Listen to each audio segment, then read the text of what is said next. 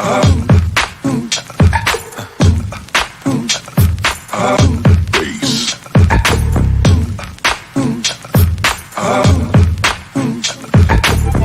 now you've got yourself something funky.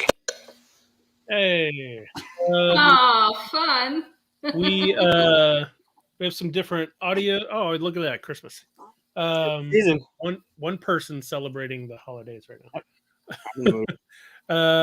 So we got some. I got different mic situation here and all. I know there's some audio differences with Katia, and all. So let us know if in the comments if anybody's having a hard time hearing us. But this is the full 42. Matt Paquette. I always have to ask. Close enough. Paquette. Not Paquette. Is joining us again. We had you do the lightning round last time you were here, right? You did. Yeah. So we're not going to do that, which we like to do with guests. But if you want to see them go through lightning round of ridiculous questions, you can watch our past episode. They're very deep questions. Yeah, very deep. Indy, that's a big question. I had altered them. I think I think we put you through the newest version though. Yeah, it was after gathering. Yeah. So I thought of a question the other day that I don't think we have in our lightning round, but it would be one. Oh, we lost Matt. Oh no, that's it. Well, thanks for joining the show. No, he'll pop and up. Scene. There he is. Oh, that was quick. There we go. I figured, maybe I should log into StreamYard, and it kicked me out. Oh, that makes sense. But yeah, I was thinking of a question the other day. We should add to our lightning round. It would be, which one would you choose between MCU or Star Wars universe?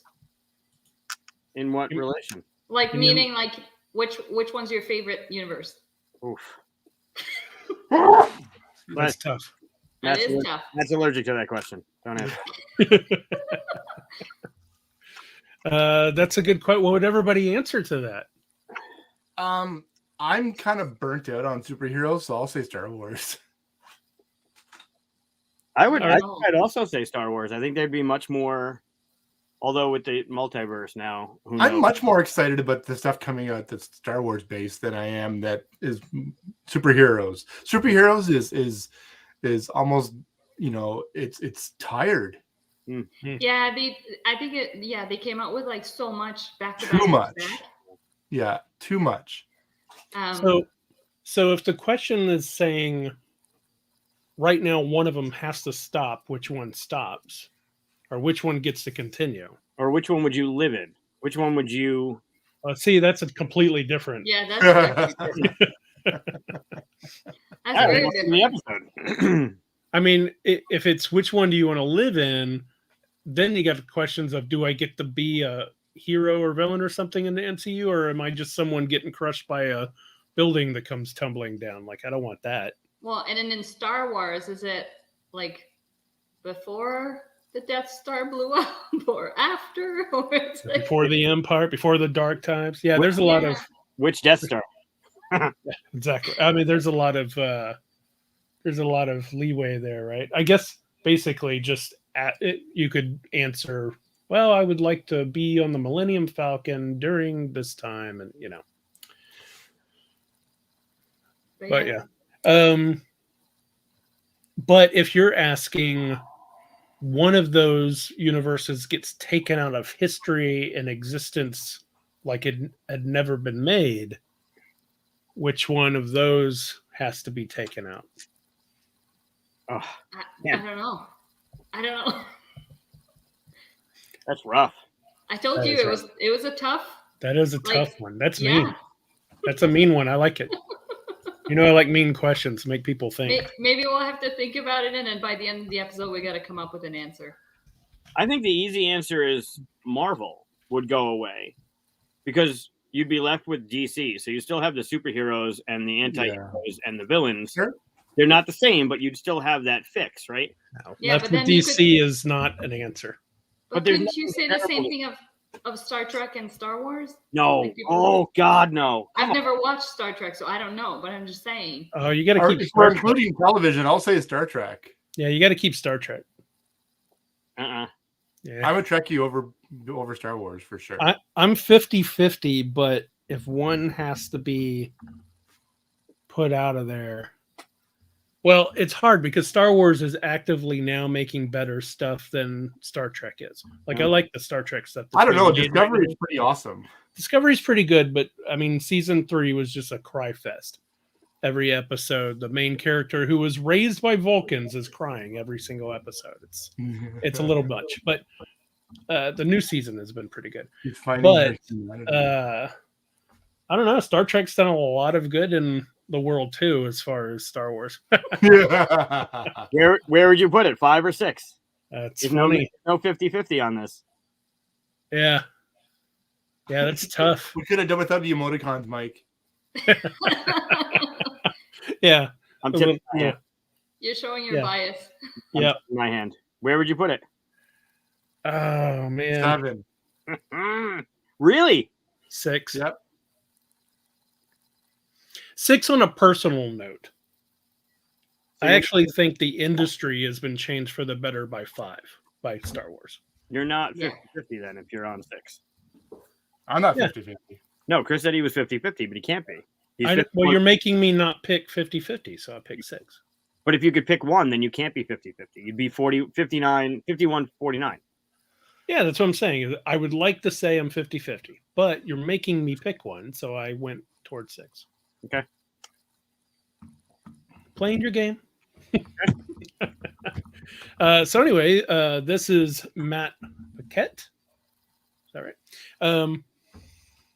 Who we've had on before many times, but we thought we'd bring him back on just because we enjoy. In fact, last episode you were playing Monstrosity with us, so Mhm. figure you might as well be on camera with us and do it again. Only this time, I'm going to describe them to you as Dixit cards. Right. Which gonna was see- the idea. Yeah, which we're going to see how close we can get to those. But before we do, I thought we'd just have some general discussion about graphic design and board games and whatnot. What have you been working on lately? What have I been working on? This list right. Oh, I'm not showing it anymore. That list right there. Oh, Lord. Nice. Whoa. So, starting from the top, I'm working on a game called Santa's Workshop. It's a reprint of this Santa's game from Rio Grande Games. Yeah, it's an older game, right? Are you serious? I just got a copy of that last year. You're remaking it? From Elf Creek Games. So you know it's going to be awesome. Yeah. Um, Good game. Are you supposed what to kind of- announce that, by the way? pardon me. Are you supposed to announce that, by the way? I'll catch flack for it, I'm sure. I'm working on a nobody's bunch of games with 25th Century, Nice. Chad Elkins. They do good. There's a donut game in there that's going to have a pretty neat olfactory component to it. What Interesting. else? Gartenbau, just finishing that up. Nice. And what else with them? Garden Bow, the Kickstarter, right? Yeah. And then Blazon's going to be coming to Kickstarter soon.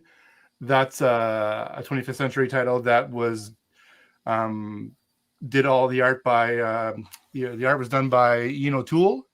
Oh, nice. Yeah, so that's going to be great. We're going to be working on the Kickstarter for that. There's a Western theme based game for 25th Century as well. Plus, we're doing a fun card game based on wallpaper for AEG. Nostalgic kind of title. Couple of things there's a Sagrada expansion for Floodgate. The third of the Facades one. Glory. I think that'll be fine with me mentioning that. Yeah, no, we were talking about that at Gen Con. It's called Glory. Yeah, exactly. The three facades of the Sagrada are life, passion, and glory. So this will be I told Daryl we were working on it. He's like, finally, yay! Isn't those he that dice excited coins- about all news? What's that?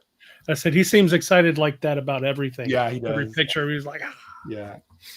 Those dice coins are going to be coming to Kickstarter soon as well, probably in February. And a skateboard game with Pandasaurus. Oh, very- Ooh. Interesting. So, tell us. So, what is your company called, and is it just you, or do you have other people that work with you? Right. So it's 2421442 Ontario Inc. However, we operate as Matt Paquette and Company. So it is not just me. We have I had a yeah, that's us. There you go.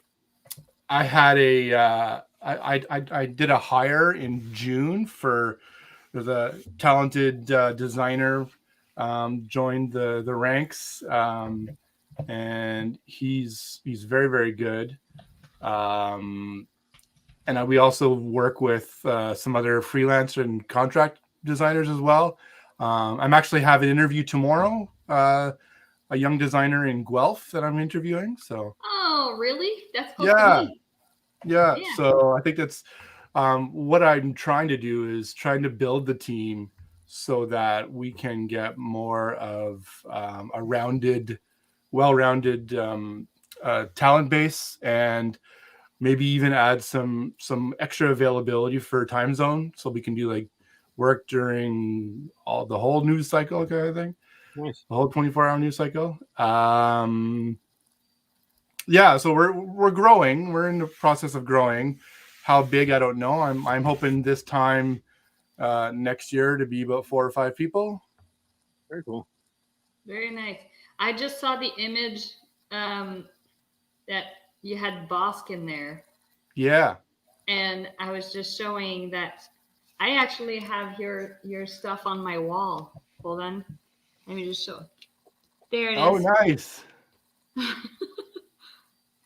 So yeah, I didn't realize you worked on that one, but I did. There's a lot of Cool. Canadian content on that one. yep. Yeah. Daryl, Erica, me, Mm-hmm. Quanchai, not so much. Are you?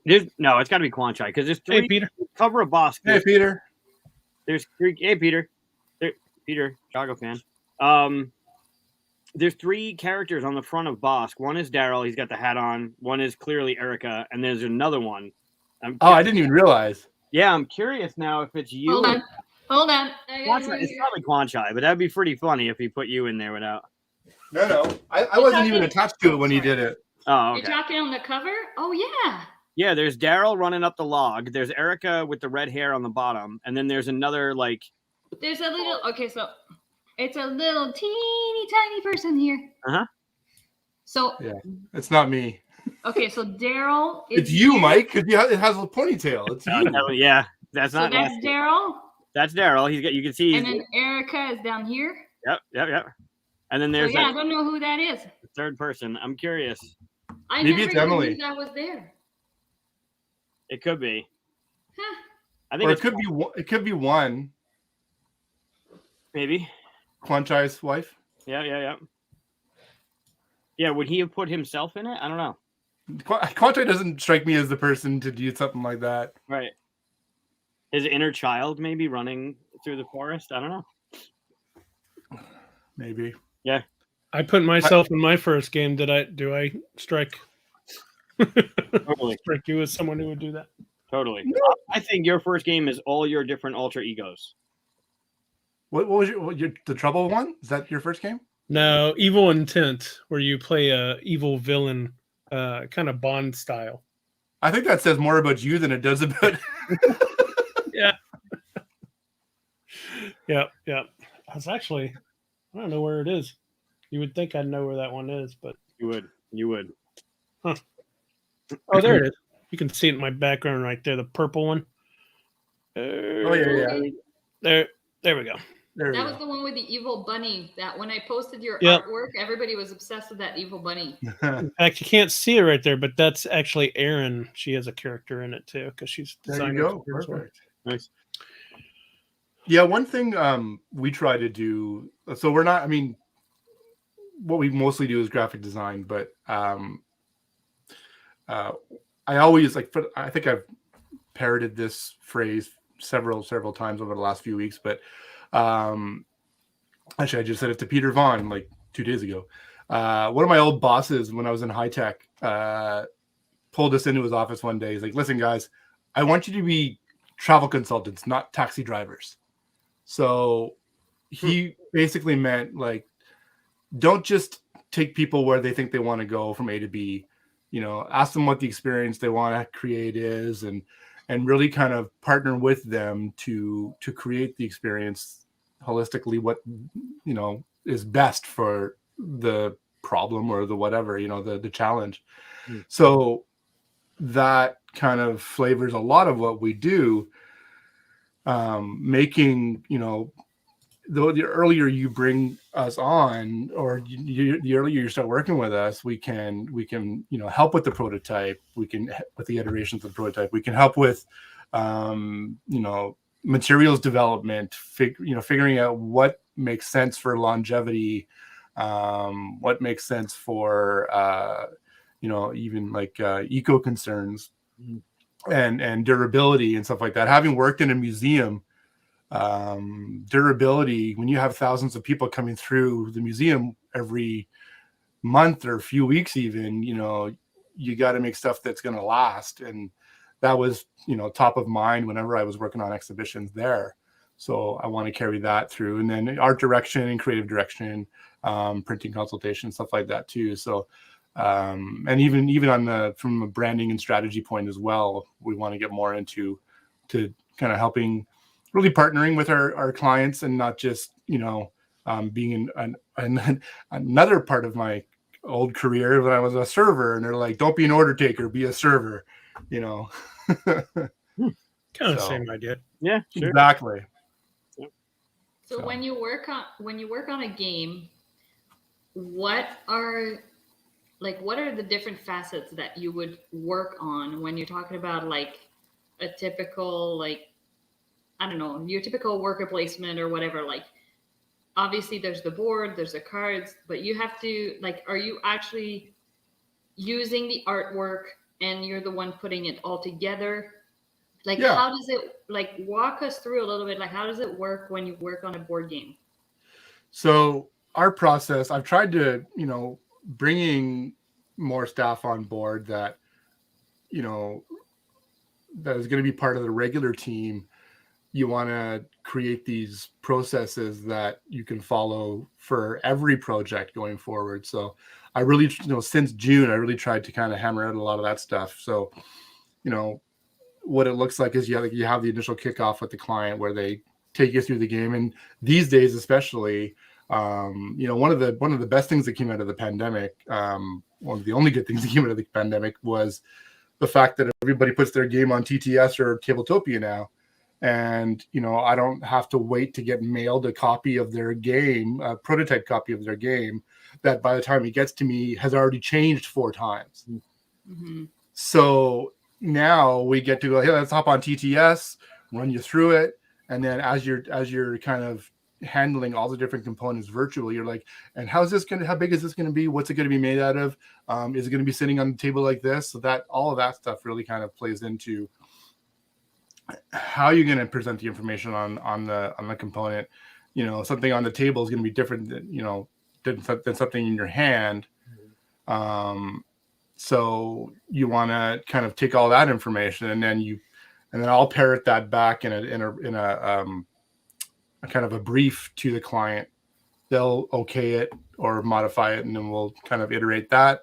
Once that gets signed off, then we start kind of, hopefully we have the artist working in tandem, and then that way we can kind of prioritize because there are certain things in order of operations for different components.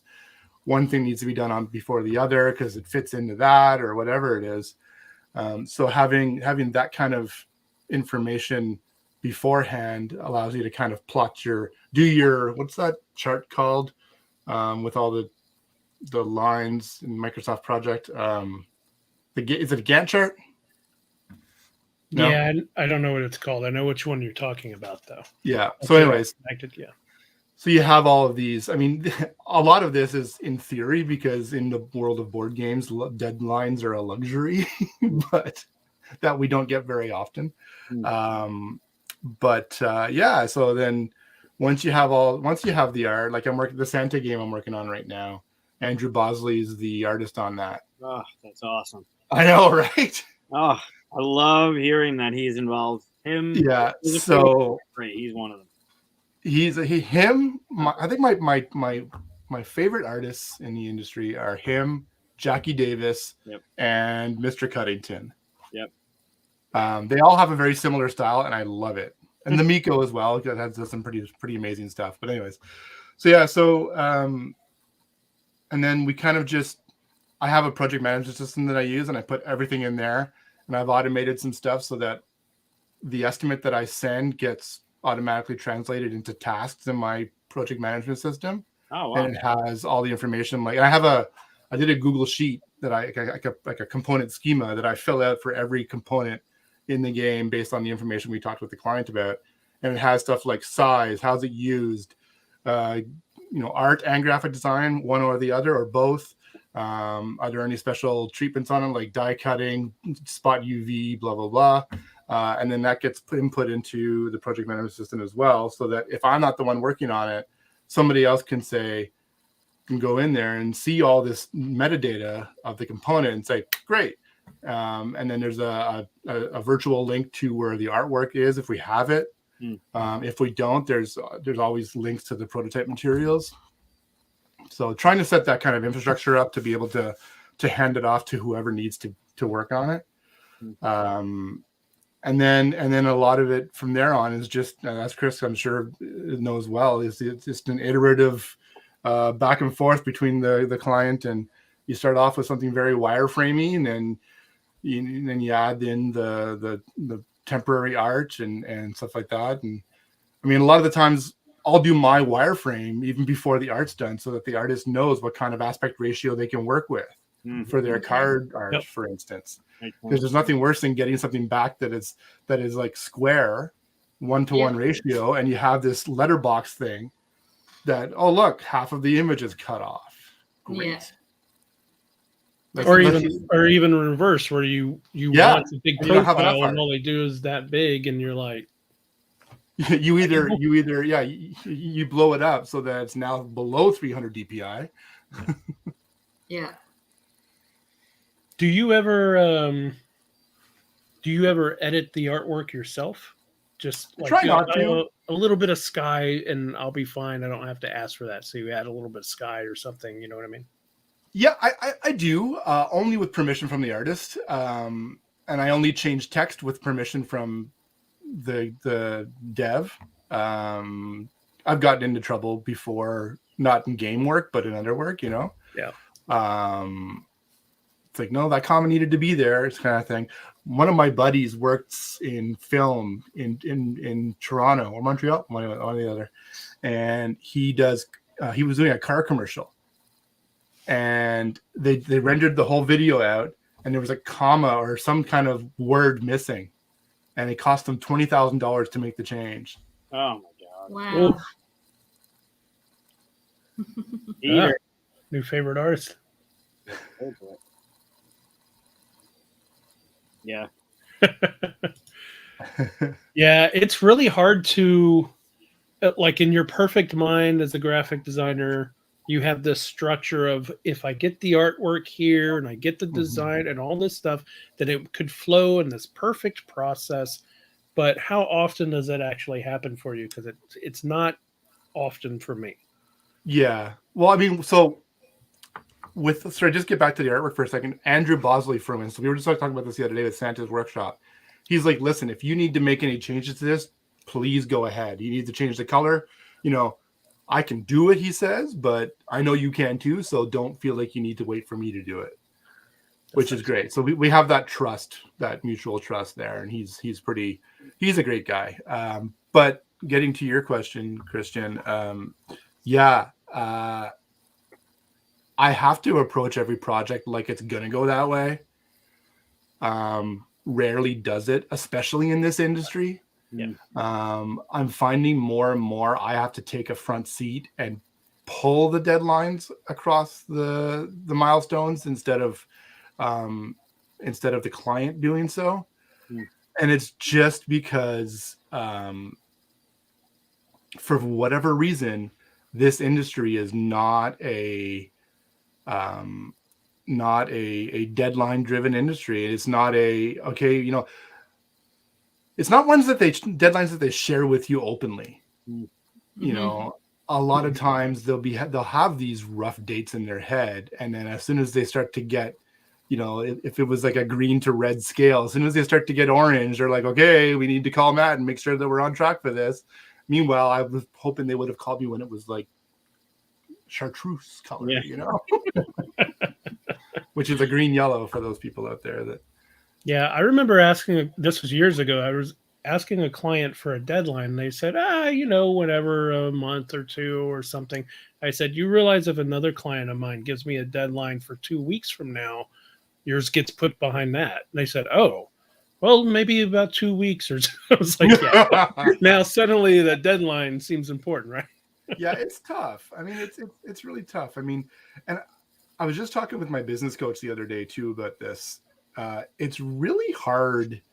I'm finding it very hard in this industry to, because our agency, our studio bills out hourly, and from everything that I've read, all the research that I've done, hourly is for chumps, right? It's like you want to go project based and everything like that, but it's hard because I don't know how to wrap my head around doing that in this industry. I'm going to give an estimate of how much I think is going to take. If I give you a hard quote and it says, okay, this has 2 rounds of changes, 1 major, 1 minor. I have some stuff that's like got 35 revisions to it. Right. So, everything above those 2 changes is it could do one of 2 things, I guess. It could make them more stingy with hold those revisions more precious and say, okay, do we really need to do this? Because everything above those 2 is an AA or a charge. So it's billed out hourly. I don't know. It's really, it's a hard one to kind of pinpoint and figure out how to, because sometimes I'll quote a game and I look back 6 months later and it's like, wow, this came in double. Yeah. But I know exactly why. So another thing that I've done recently is I worked with a young developer in Bangladesh to create a client portal. And what every client can do now is log in. So whenever I send an estimate, all those tasks get broken down in my time tracker Harvest. And there's an estimate in Harvest for each one of those tasks, and the tasks map to the component. So game board, action cards, whatever. And then they can go into their portal and see where their project is at. The game board is at 45%, which is 3 hours of whatever total estimated. Wow. So I'm just trying to be as transparent as I can with my clients. I was just gonna say that's some pretty good transparency on your part too. Yeah. Not only do they have access to that, but they have access to their outstanding invoices, and but all of my clients pay on time, so there's no outstanding invoices. And they also have access to their client folders, whether it's the current one on Dropbox or my server over here. So they can all just it's all online. Wow, that's Very nice. cool. Your next step's going to be a live stream, right? You're just going to put cameras all around yourself and people can just chime in and watch you. Matt, get back to work. Maybe a shocker on your seat, so whenever you sit down for too long, they can just physically shock you to get back. Yeah. I'll have a little feed tube where they can drop a treat down. Yeah, every time you do something, you get a little vitamin. That'd be great. Here, have an MDMA. Woohoo! Get some really good production going. Yeah, you get a lot more done in 4 hours. Don't take the brown acid; it's bad. Yeah, don't take it to that level. I don't want to have to keep up to that kind of thing. The best people get out of me is like a Trello board. I don't know. I thrive on I thrive on structure, and the more I can structure things, the better things flow for me. Anyways, Mhm. I'm trying to keep myself, siloed as much as I can. I'm working on stuff, but I'm one of those people where it's like, ooh, pretty, and I'm completely distracted like in a second. So I used whatever to think I was the opposite of that, but last few years I've also been getting more. I even bought myself little clocks Oh wow, that's great. that I keep track of. Like if I suddenly, and I have different colored ones depending on, and I assign them to my tasks. So if something pops in my head, oh, I should try this little thing, then I immediately stop that one, hit the next one, and it just helps. Damn. Because That's then you do awesome. 5 minutes and then jump back over. You lose that time if you don't do You so. are so organized. You Oh have my to be. gosh. Just like he's saying, you have to be, or else. Yeah. Holy. I have a little button in my browser for harvest, and it basically just I can click it on, and it I can select the project and the task, and it just it records it for me. So that's been really handy. All the different colored timers that's what Giselle uses at the shop. Different colored timers for different things in the ovens. I like the big timer just counting away, because after a minute I might look down and go like, okay, that's too much time to spend on this idea or something, and it's like poking at me constantly, letting me know what I'm doing. So So you let it Yeah. count up as much time as you spent on something, not like I'm going to give myself 10 minutes to work on this and let it count down. yeah, no, I just let it count up. You should link it to your Photoshop so that when it reaches 0, it closes it without saving. Like, no! That would be the worst. Whenever it crashes, I know that it does the whole like it restore, like you're able to restore but still it doesn't tell you save how many- everything, and I lose my mind every time it crashes on me. It crashes. So if I leave my Photoshop open, there's a memory leak in it, I think, because if I leave it open for more than, I usually often I'll leave everything open overnight. I never shut my computer off. So Same. Me either. I'll come down in the morning and Photoshop will be open. I'm like, okay, cool. I'll start working on stuff, and then nothing is working, and then the thing pops up. I'm like, right, because I left it open. So Yeah. maybe when I switch to the Mac when it comes out, the 32-inch Mac whenever that comes out. Nice. Is that that's a different machine, not just a different operating system on the same machine? It'll be a different machine, yeah. Different machine. Yeah, right now I'm on a PC. Ooh. I don't know about never. Sometimes you gotta reboot. I did have to reboot just before the stream today because Yeah, but Peter probably says that because he doesn't even sleep. That's true. So We have he that in works common. around the clock. The only time I ever turn Photoshop and Illustrator, all that stuff. In fact, Illustrator's open right now. I'm looking at is right before this show because I don't want it to lag anything. But apparently, I forgot Illustrator's still open. Close that. Yes, 36 window tabs. Absolutely. So, I got more chat. Yeah. exactly. Yep. The minute it starts slowing down, you're like, oh, okay, that's when you reboot. Yeah. I actually bought a hard drive that's connected to my computer that is just for the cache. I have all my software using. It's just an empty hard drive, 1 terabyte hard drive that just uses for cache for After Effects, all that stuff, and it really works well. Yeah, So maybe that do a might lot help of you with video. your issue. Yeah. I haven't needed that yet. Knock on wood. But, Oh, Yeah. yeah. CTS. Oh my god, it just Yes, is the worst. crawls. Yep. It's so weird too. Sometimes I'll launch it, and right away you'll hear that or whatever that sound is. But other times I'll launch it, and actually the times when people are waiting for me to join, Of Yeah. course. it'll take up to like 3 or 4 minutes to launch. My cat programs? What is that? Computer aided. Huh. Or Oh. You know what happened to me is the place I live at right now. A few years ago, we'd start losing power every like 5 minutes. Sometimes, like it'd come on, and then like 30 minutes later, down another five. So and I'd be trying to work at home. So I got used to basically click Control S, click Control S, click. I just constant. I don't even know I'm doing it anymore. And sometimes when something crashes, I'll open it and be like, "Oh, cool."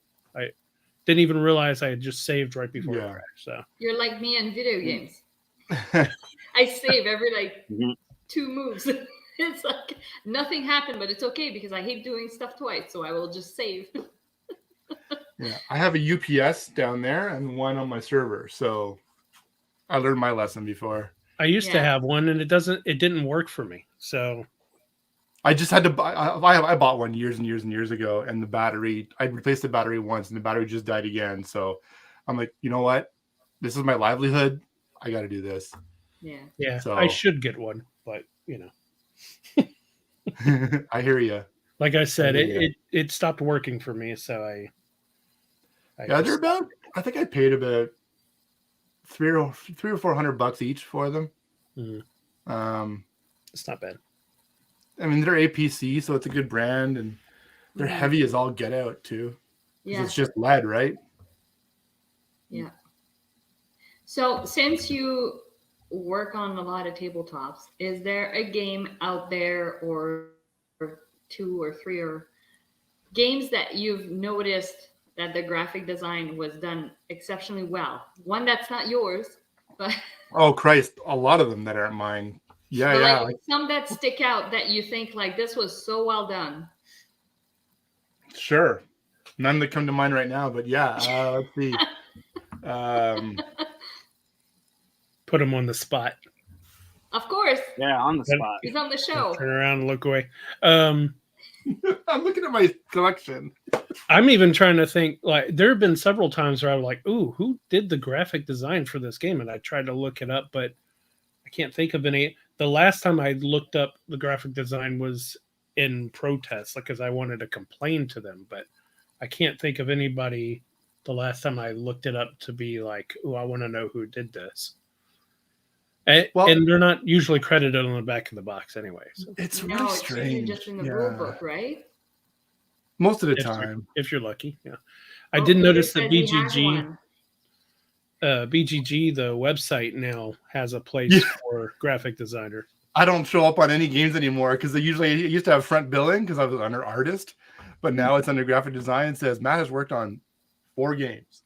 Oh, bummer. But then you you dive deeper and it says, oh, look, there's like 85 or 90 or something, whatever it is. One company and designer, Gavin Brown at Roxley, the owner of Roxley, he's a fantastic designer and he touches everything. Yes, absolutely. Heroes of Land, Air, and Sea. Land, Sea, and Air, whatever. Is it Ben who worked on that? Ben Schulman? Oh, I don't know. From Gameland. That's their graphic designer. Maybe. I've only played it once. I don't remember the graphic design. I'll have to go look at it again. Yeah. Because he does all the tiny epics, so I'm wondering if he did that one too. Ryan Lockett's stuff. Amazing. Really, really tight. Yep. There are a lot of really good ones. Oh, Peter says it is. Okay. Yeah, he's good. Ryan is an anomaly, right? I don't know anyone. He's like a triple threat, right? Yeah, I don't know anyone else that does the whole thing, right? The writing, the drawing, he does everything, and it's all amazing. Yeah, he's very good. I can't think of anyone else. You can't think of anyone else who does the art, graphic design, game design. You can't think of anyone that does that? Not at all? I got nothing. Huh. Hold on, let me look for something here. Harsh. How do I remove someone? Michael. Oh. Obviously, I haven't done it at his level, so that's fine. It's I mean, troubles. Above and Below is one of my top 10 games. Yeah. I've never played it. I like it so much better than Near and Far. I've never played that either. It's a tighter game. It's I agree. it's just it's such a nice. I haven't played Sleeping Gods yet. It's a very good game. It's pretty, yeah.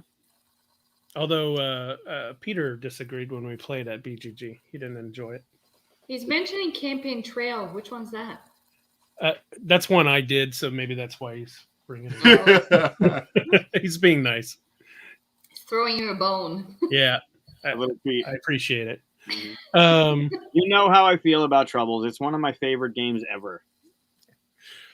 But you're right about Ryan and Red Raven, though, because one of the benefits that he has is that because he does the artwork, the icons and everything else look so smoothly together. You know what I mean? Like, the panels, everything else looks just like it, just like everything with the artwork. But he does a good job of still separating it.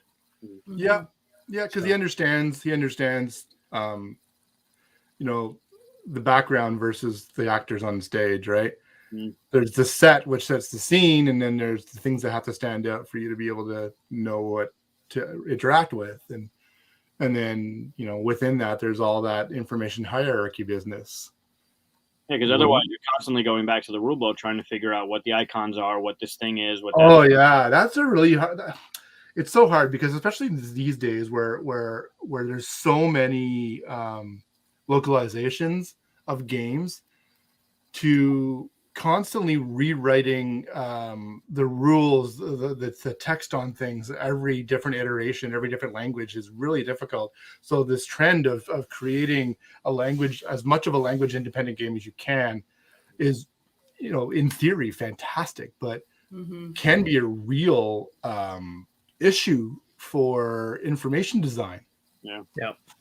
Because you now take something that is very clear, but the setup work is larger, and have converted into something that could be less clear.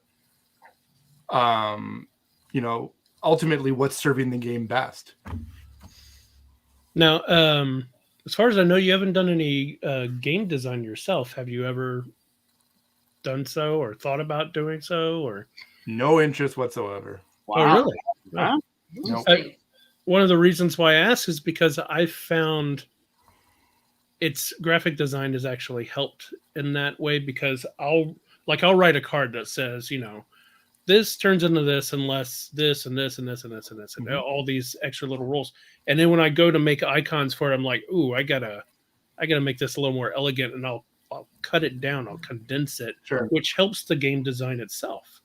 Well, so do you ever do that? He was talking about earlier the size of text and stuff like that on TTS, right? Like that's almost dev work that you're. Yeah. I enjoy the game development process, like offering input, in the form of a question. Have you considered doing this? Have you considered doing that? By no means am I educated enough in this the ways of game design to be able to say something other than from a player experience and from maybe an information nomenclature kind of standpoint. So do you ever run into something where you're like, it'd be so much easier to convey this card if they just didn't have this one little bit? Oh, yeah. Have you mentioned that to them? Like, hey, absolutely. Absolutely. I'll be like, can we reword this to be this instead? Or can we just, use this icon instead of, and then that poses an issue as well, right? Using inline icons versus, because you have something that you have an icon that, that's why my default setting for icon creation from the get-go, I was just telling Peter this the other day, is one color, very simple icon. Vector, so that if you want to embellish it later, it has to, just like when you're doing logo design, you always start with the one color logo because it has to work in one color. Icons have to work when they're tiny. If they don't, you're pooched. Yeah, you got to see it from across the table. Well, there's that, or even if it's inline in text, you have them 4 or 5 millimeters tall. Oh Yeah. yeah. You know, or else you have your tracking set to like, or leading set to like, you know, super high. You got like 3 lines and a card bottom. Yeah, because you'll have a card that says gain and then like a symbol when you're doing this or something. Yeah. So that symbol is now like teeny tiny. Yeah. It would be so helpful if I mean, it's impossible to do because gain or pay or whatever can mean different things in so many different games. You know, it would be nice if there was like a universal application to iconography, but there's a few, and I remember a few years ago, someone wanted to create basically like they have for the internet, like a worldwide. These are the icons that are used in all games, kind of thing. Yeah. I'm guessing that kind of fell apart or went away, because I don't know how you would get everyone to just agree. Right? There's some people that are, for instance, Ryan Luckett's his stuff is almost set in stone for his universe. Mm-hmm. So if everybody said, no, you got to use arrows now to say pay, and he uses equals, I can't remember what he uses, but like he doesn't have to change that. There's nothing that says he has to, right? Whereas in the internet world, browsers basically dictate, like, no, I don't care if you want to code this way. Our browser's not going to show it. So yeah, I don't care what you do, just be consistent with it. Mm-hmm. If you're a publisher, and that goes across everything, not just the icons you use in a game. I think from a you know consistency standpoint, it shouldn't just reach to the edges of the game. It should go across your whole product line. If you can afford to do that, if you have the foresight to be able to do that, or even implement something like that, create standard box sizes, create a trade dress that can be applied to every different box size that will be consistent, so that anytime someone sees, you know, a breaking games game, you can you'll recognize it right away. You know, Manny's great. Manny's amazing. Yeah, I met Manny. Was he with Plaid Hat at one point? I don't know. I don't think he's done with Not work sure. with Plaid. Well, I mean, I might. Anyways, Peter, I met him at a con one year. Peter will tell us in a second. So I have a question. I remember one of the first conversations you and I had was about Bosk and those trees, and trying to figure out how, like, you did that little curve in the one part, so when you pulled the tree up, it wouldn't just fall apart, because some of those things that go together will wear over time. And I think that would have been something that, from a design perspective, I would never have thought of if I had been making that game. I just want cardboard trees that go on the board and come up. And that foresight of like, yeah, but you're going to be picking these up, and over time, like, would you prefer, from a design perspective, graphic design perspective and game design perspective, a game that's kind of blank? Like, here's the idea and here's what I want it to do, and then you come up with the trees, the icons, the text, the colors, stuff like that? Or would you? Is it harder to work with someone who's like, this is my game, I don't want to change too much of it, but good luck? So it's funny that you say that, because, well, the way I addressed the Bosk issue, by the way, there was an easy way of doing that. And brilliant. The idea, just it was. I went to the game store and I bought this. I was going to ask. I looked at how they did it, but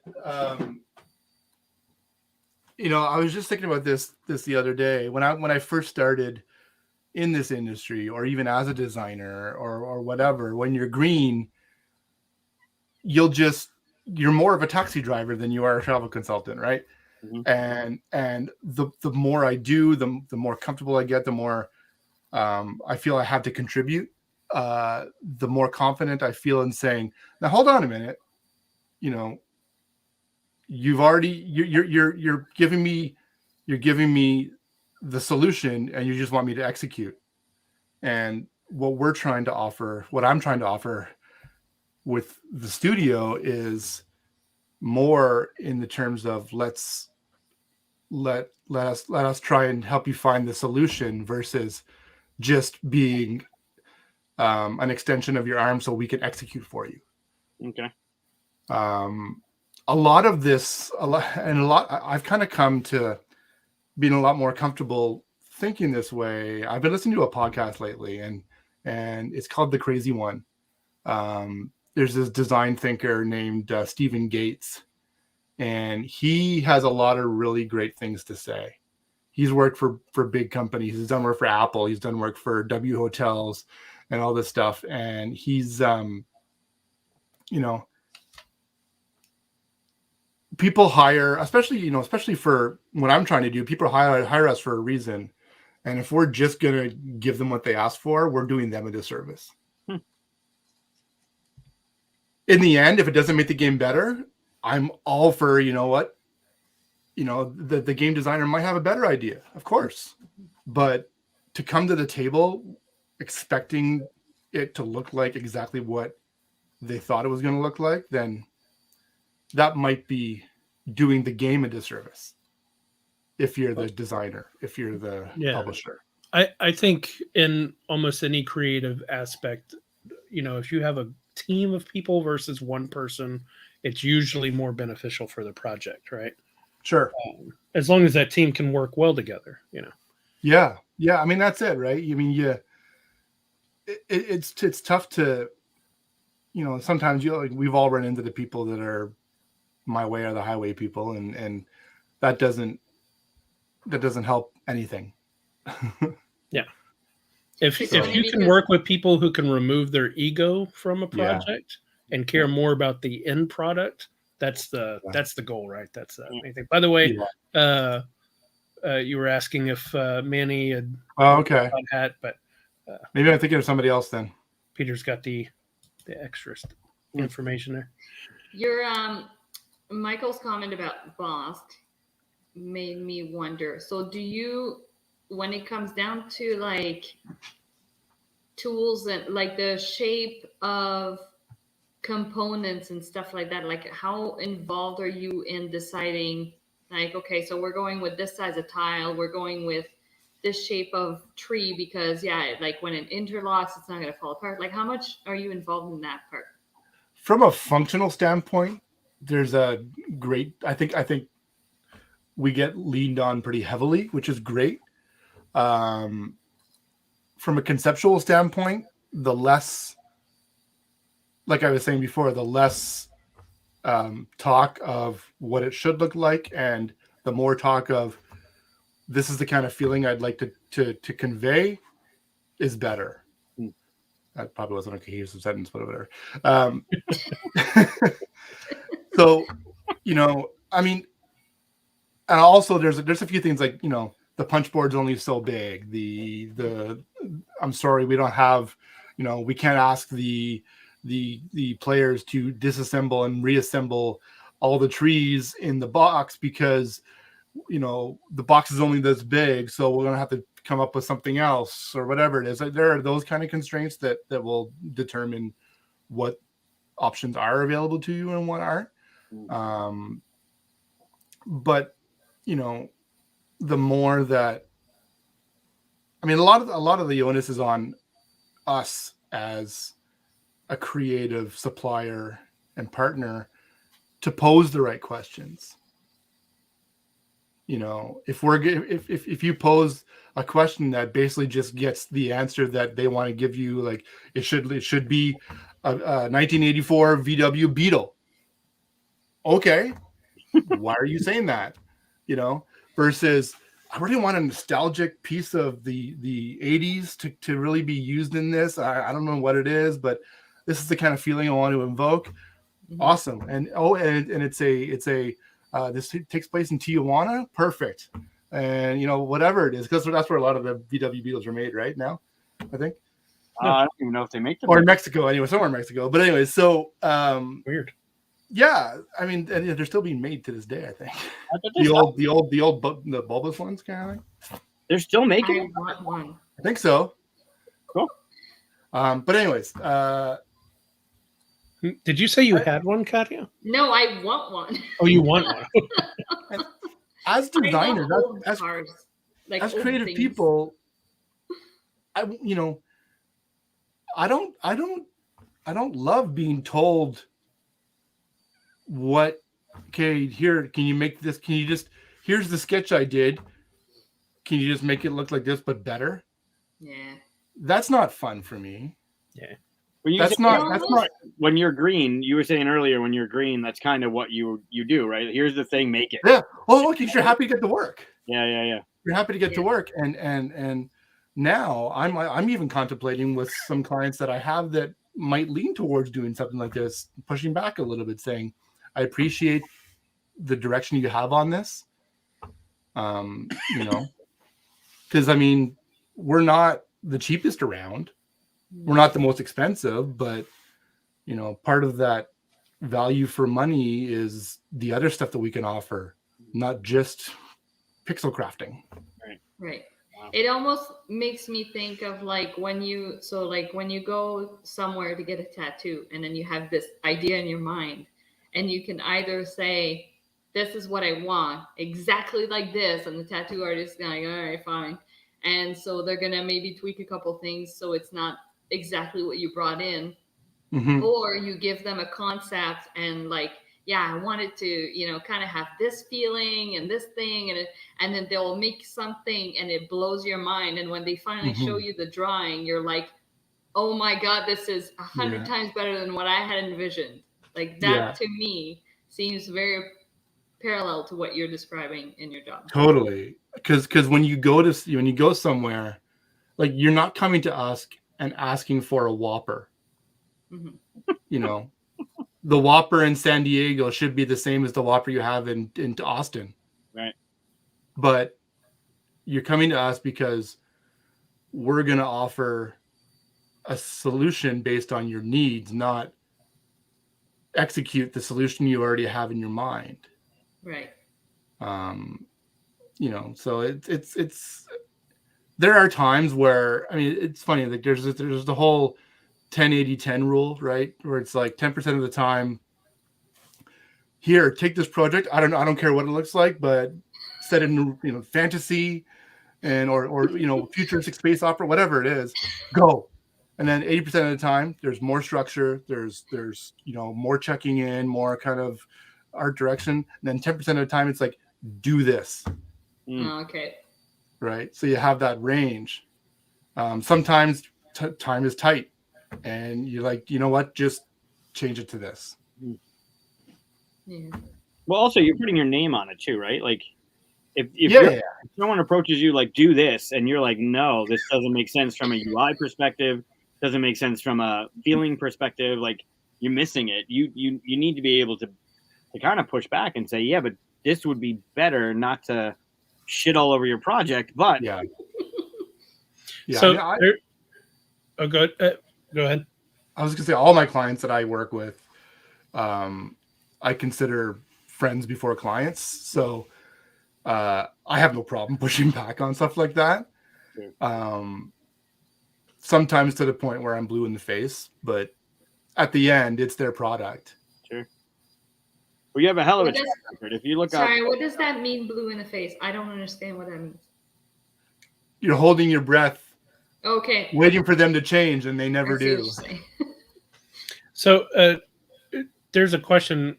Have you, and obviously you don't have to mention which it is, but have you had a project where you went into it and then it went so sideways that you thought at the end, maybe I shouldn't put my name to this or something like that? Like it was so far from what you would want it to be or what you expected it was going to be. Graphic design anonymous. Right. Not asking who or anything. Just curious if that's Oh happened. yeah. I mean, it's. I don't know if there's been any. answer that, Chris? Would you answer that question? Yeah, I'm the one. I'm not. I'm the one asking the question. I'm All just right, fine. So next week, our special guest is Chris. it's Chris. Yeah. I mean, while Matt's trying to think of something, I'm curious. Would you answer your own question in that situation? There is a project I took my name off of once. Oh wow. Okay. I haven't come to that point, but I have. Like, it's funny, and I'm not going to name the project of the client, but I was doing a project a while ago, and there was a certain implementation that they wanted to do. and to hold one of the components. And I know. I'm like, this is stupid. It's not gonna work. It's gonna, you know, it's gonna break. It's gonna look within a year. It's gonna look crappy because it won't hold up. And in this case, the game designer was being given a leash too long by the publisher. Mm. And they're like, no, this has got to be this way. It's got to be this way. And the game came out, and one of the biggest comments has been that particular component. Mm. My name is still on the box, but I'm not on the rule book, but that was a frustrating moment because, you know, it's one of those I told you so moments. But So what game is it? No, I'm just kidding. You can tell us when we're not live anymore. We'll be in the Discord after. and then there's the time that I worked on the Terminator, the official board game that never came out, Ooh, Wow. What? from Space Goat. did they lose the IP? I guess. No, they kept the IP, but didn't have money to produce the game after Oh, doing a $700,000 Kickstarter. Wow. Whoa. I It was- must have it missed was- that. it Oh, was- I remember that now. Yeah. So okay. It was the second one because they also did the Evil Dead game, which is being rescued by somebody, Right. And but and not the also, Terminator. Peter said he designed a game that he asked his name not to be on. We're gonna have to talk about that in Discord as well. Yeah. It's gonna be fun. Yeah, it's rough. I mean, you know, I did get. So I can say it because so it was there are Gator projects that even if they were successful, I wouldn't want my name on. Mm. I remember back when I was working at a partner at a design agency, a digital agency, and the opportunity came up for us to maybe work on a porn site. Oh wow. And we didn't end up doing it because none of us wanted to, but that would have been a project that we're like, no, we're not putting our name on that. We can't, if we take it, we can't tell anybody. So I think it was last year, the year before, I was approached by a indie developer or indie game designer that had a game called Bag of Penis.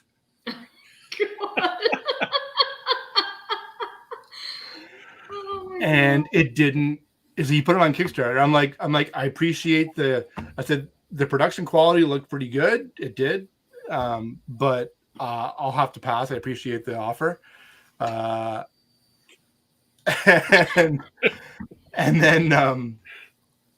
And then it went to Kickstarter, and unfortunately, it didn't do very well. So Unfortunately. he pulled it. It sounds like a bachelorette He pulled party out. kind of game. Sorry. Wow. Well done, Matt. Sorry.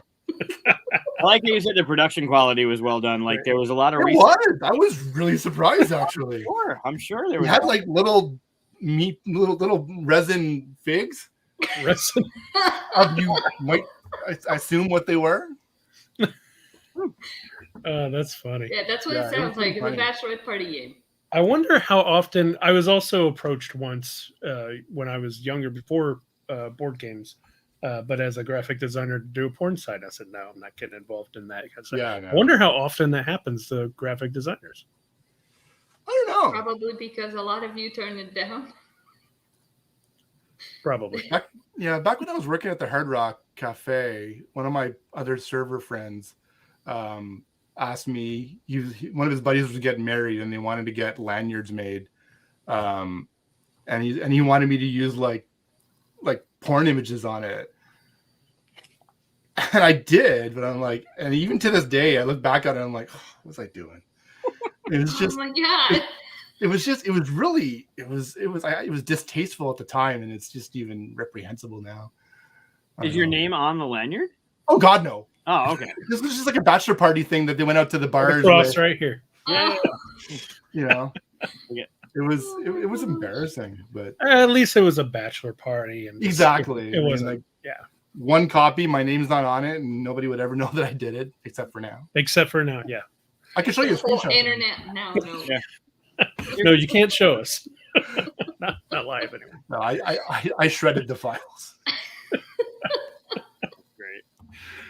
Yeah, the weirdest thing for me, it was like a 6-month project I was offered, and I was like, it was early in career where portfolio means so much. I was like, I can't do that. Otherwise, I won't have a portfolio for 6 months. Right. And I'm working on stuff that I'm not crazy about working on. Mhm. And on top of that, I mean, what do I tell clients and stuff that I worked on for 6 months? I can't. So, yeah, I can't. I'm not doing that. Here's my binder. Yeah. Enjoy the flipping. Why are these pages unfolds like sticking this. together? Why is your portfolio all porn? Yeah, how would you graphically design your portfolio in that situation? Would it be a portfolio that you opened up in like a Black bars That'd be everywhere. funny. Black bar, yeah. Yeah. Interesting. Do you have like ways to do little pop-ups or? Where it's all pixelated, like blurry. That's funny. Oh God. All right. Well, this is off the funny. rails. Yeah. Sorry. So yeah, then, I mean, maybe it's time that we play some games. yeah. Yeah, we can All do right, that. we got good.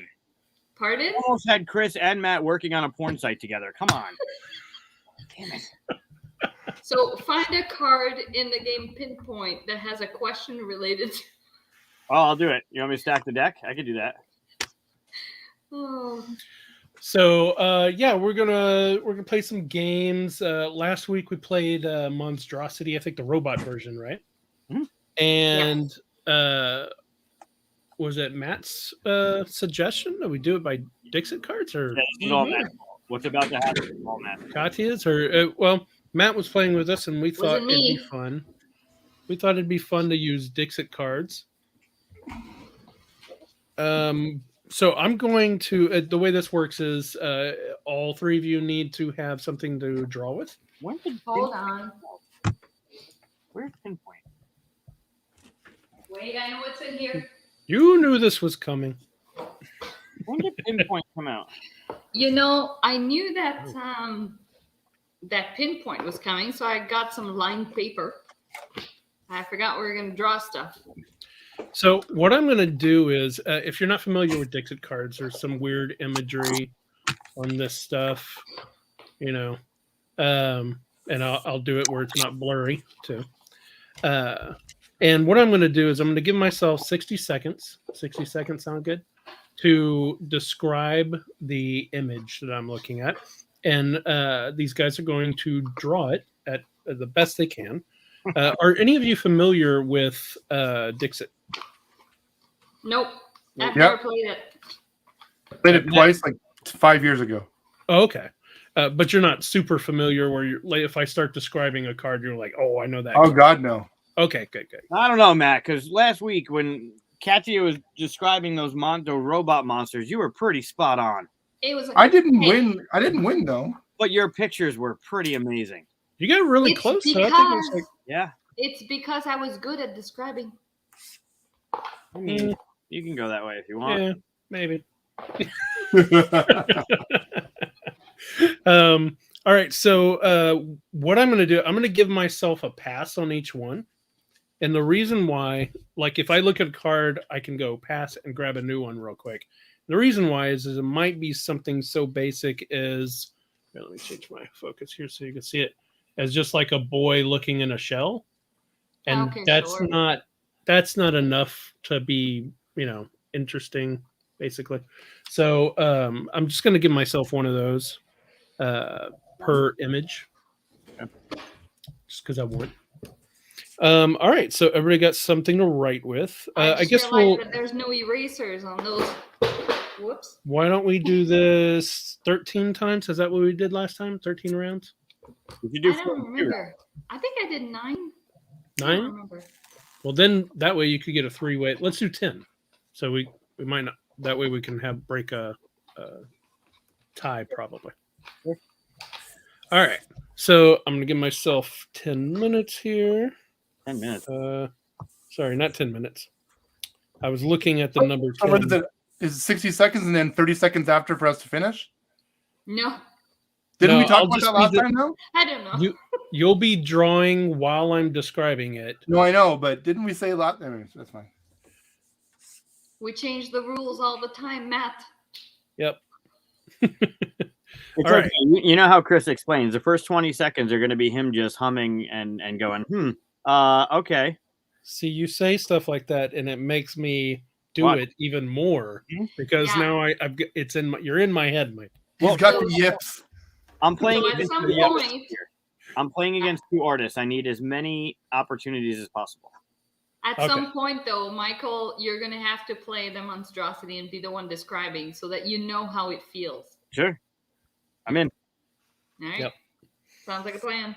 I got All right. I can't find my base game, but I have the robots one. I can use the robots one. Yeah, that's what I mean. All right, here we go. Number 1. It's too basic. Gonna pass. All right. It's a shut up. There's a white bunny with keys in his mouth, and he's on top of stairs. Both his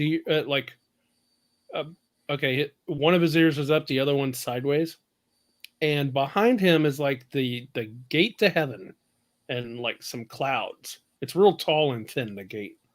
And there's some clouds around the gate, and he's on top of the staircase. The staircase is like going up, right? No banisters or anything like that. So behind on the gate, behind the bunny, it's all like swirly designs, and the bunny holding the keys. It's like a big ring with a bunch of keys on it, like a janitor rings. Oh, that's time. All right, so how do we do? Awful. Hold on, let me turn off my timer. Okay. Yep, show me your. Oh, hold on, my. Can I just I'm gonna have to paste it in the reposition Discord? this. There we go. I gotta reposition this so I can In see. Discord, wait, did you draw this on the laptop? Yeah, I have a tablet. I have a pen display. We could share your screen if you want. That might be even sure. easier. Yeah, there we go. Down below, you should see something called share. All right, so I'm gonna look at Mike's here. Notice the ears. Just saying. Yeah, everybody's got ears, I'm sure. Yeah, it's not really all right.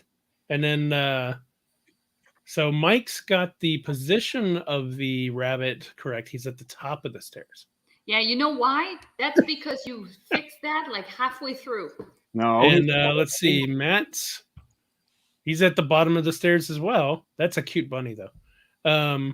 Both ears are up. One ear's supposed to be to the side. Did you say that? Yeah. Yeah, later Yeah, on. I did. also didn't catch that. One ear to the side. All I right, think here's Michael the. played Let me Dixit show the. before. Just saying. Let me show the. The actual one here. Oh. Yeah, there you go. Yeah, I so think- I think I'm gonna have to give it to Mike. Matt- Yeah, Mike. What? Mike gets it. Oh yeah, for Wait. sure. He's Let's got see the Matt again. position and the layout. I do I think Matt Matt has had the that one. cutest bunny of the three.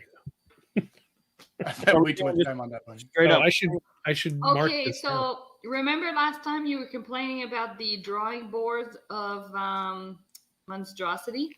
Mhm. Yep. If you combine the eraser from Railroad Ink, it works really well. You just have to have both games, and then you're set. All right, so right now Matt's got a point 0-0. No, Mike. Wait, what? Oh, sorry, yeah, Mike. This is rigged. Just take the point, Matt. Wait, you're doing just straight up 1 point for winner, no like second place, no three, Nah. one. Okay. Nah. So Maybe- we did last time. You know what? Before we even get to it, the last round I'll go 3 points for the winner and 2 points for second place. Okay. All right, fine. Don't even know how that's going to work. Should be out. 1 point for second place. That's Yeah, okay. that's a good point. I'll do that. See, Good point. you're a game designer. Good point. All right, ready for the next one? I'm going to Yeah. jump right into it this time, Mike. Oh, can Can I ask something? Sure. Can you tell us, because I haven't played Dixit, the orientation of the card, is it always vertical or does it vary or? Yeah, I think it's always vertical. Yeah, it's always Okay. a tarot size card. Tarot Okay, card. that helps me because I didn't know how much room I was going to have. And okay. Peter's gonna help with the points there. Okay. And I lost my watch timer. Hold on.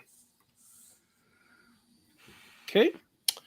All right. So this has okay. So there's a girl with long red hair, and it's flowing upwards like wind's hitting it. 4 big strands kind of going up, and she has her arm up into the hair and another arm just straight out, and then she's wearing like this blue dress. And the dress part, like she has no legs. The dress part turns into, remember those monkey bars that look like domes the kids would climb into? So it turns into that, and there's fish swimming inside the monkey bar dress. Wait, what? Yeah. So the dress bellows out really big. Like she's actually kind of small, and like the dress is huge, and there's Really 2 good fish. information to have at the end of the drawing. Thank you. There's 2 fish at swimming around in the dome dress there. I think that's time right there. All right, so let's see. That was terrible. Awful. That was so terrible. Oh, you mean in the bottom of her dress? Yeah, I Yep. don't see. Those aren't monkey bars. No, what you got, Katia? It's a dome. It is a dome. But monkey bars. Okay. I Yeah. don't know. I ran out of And time. Matt's. Where's your blue dress? Where's your blue dress? Oh, I don't have. Oh. Yeah, I think. Okay, let me show the original here. that's a good one. I can see. Yeah, Matt's got this. Yeah, that's good. There's the original. Okay, so those aren't monkey bars. That's like. That's totally monkey. Yeah, no- dome monkey bars. Yep. Yeah. See, I grew up where it was like basically a horizontal ladder, and Yep. you're just doing this. There's Those none are of regular monkey bars. Yeah, monkey Katia. bars. That's the dome kind of jungle gym monkey bar. this. Jungle gym. That's the word. Yeah, these are the dome kind. Mhm. Yep. I think I got to give that one to Matt. Yeah. English people. This is bullshit. All right. Yeah, that's right. I'm saying it because it's after 10. Bang. Bullshit. You said a 9. Yep. Yep. This is fun. I like these. This is actually the name of the game that we're going to publish. It's going to be called Wait What? Wait, what? Wait, what?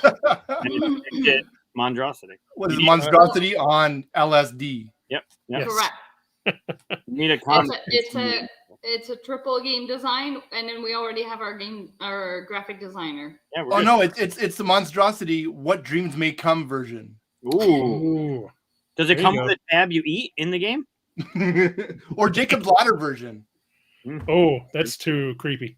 That's That movie was creepy. All right, here we go. Okay. Round 3. Okay, so there's a little house, a little tiny house, and a big giant girl that's dressed like an old woman, I guess. Like she's got the little scarf around the head, and she looks cold, like she's there. Oh, she's out in the cold, like it's snowy with the little house in front of her. She's looking down at the little house, like, oh, that's a cute little house. But there's like smoke coming out of the chimney. Oh, and the girl is holding up a big lantern. Like it's as big as her head. And there's some kind of dark dead trees around the edges and a little bit behind her. Like there's only like 4 of them in the picture, but her toes are pointing towards each other, if that means anything to anyone. She's got a dress on, blonde hair. The house is like just a basic little house. All right, done. That's such good description right there. I love the blonde hair when we're all using one marker. Yeah, right? The This the other is one that has black and the red is white. Matt. He's probably switching over to colorize it and no, All it's right. just blue. Katia, what you got? Nice. Nice. Very good. Oh, scarf. No, no scarf. You said the scarf was around her head, right? It's around her head, but he's got it like the. Yeah. And Matt. You wear a scarf. Weirdos. Pretty good. Pretty good. She looks like she's wearing a headband. That's the scarf right here. Hey, you can't keep drawing. All right. This is what we're looking at. Oh, she's behind the Oh. house. Yeah, she's Yeah. actually like a giant. Mm. Let me see those again. And that's tough. Man, you all did the toes pointing towards each other.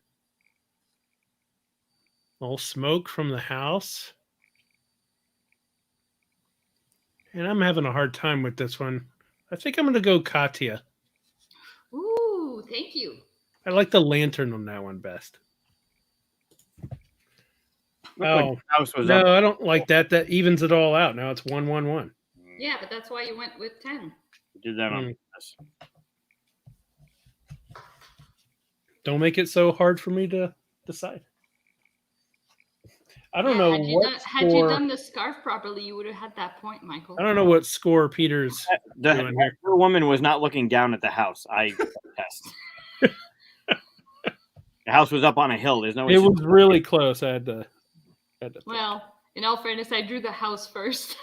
And then the girl was already in place. When it's like she's looking down at it, I'm like, wow. Ready for the next? Yeah. Yep. And go. Okay. Ooh, this one's actiony. This one has a knight. They're all like robotic, but with big gears. You know, clockwork like knights fighting. There's two knights fighting each other. You see the back of one and the front of the other one. And their the shield is like a clock without hands. Oh, and their weapons are the hands from the clock. Wait, what? The hell are you? Yeah, you know, the shield, it's like a clock face, but What? and their sword is like that twisted little hands that would be on a clock. They got little gears in their midsection because they're, you know, clockwork knights fighting each other. And there's some, you know, big feather off the top of their heads. Very actiony. The ground's kind of slanted behind them. See some big gears off in the background, but that's hardly, you don't need to worry about that. Okay. That's time. Oh my. Oh my God, are you serious? This is terrible. This one has a lot. That is so terrible. Wait, what? That is the worst. I feel like I didn't do anything. Oh, no. You got some stuff in there. You could totally see two people fighting. All right, what you got? No weapons. What you got, Mike? Yeah, no weapons. Amoeba.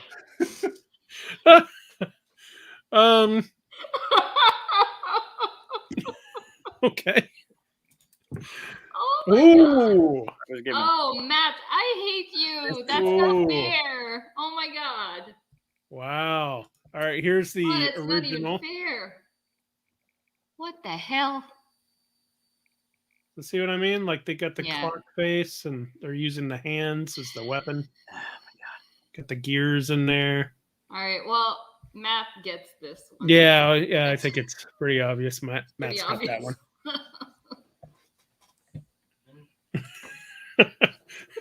I don't like Peter's point system here. I'm losing points somehow. I'm not even supposed to be gaining them. All right, so it's 2 Matt, 1 Mike, 1 Katia, and the real points. Although I like his version. Oh, I'm out of focus. Are you All using an SLR, Christian? Yeah, and it has to be a manual focus, unfortunately. I need to start doing that. Looks good though. Like it's very crisp. Yeah, it is. Whenever I care about focus and all that stuff. I have my D40 I could use. Yeah, that's what I did. I didn't actually buy one to do this for it, but all you have to do is buy a little cord and for the power, so that you don't run down your battery, and it Right. works great. All right, so here we go. Next. Okay. Oh, so it's like the blue genie Aladdin is coming out of a book. He's got the big old hat, that's a turban, and he's got a little beard that curls, and he's looking down at a sleeping girl. I guess it's like Jasmine, sort of. She's she's next to the book. Oh, there's a little lamp drawn inside the book, and that's what he's coming out of. That's cute. So the girl's sleeping. She looks like she's dressed kind of like what's her name, Jasmine, and she's sleeping on a nice rug. Basically the flying carpet rug.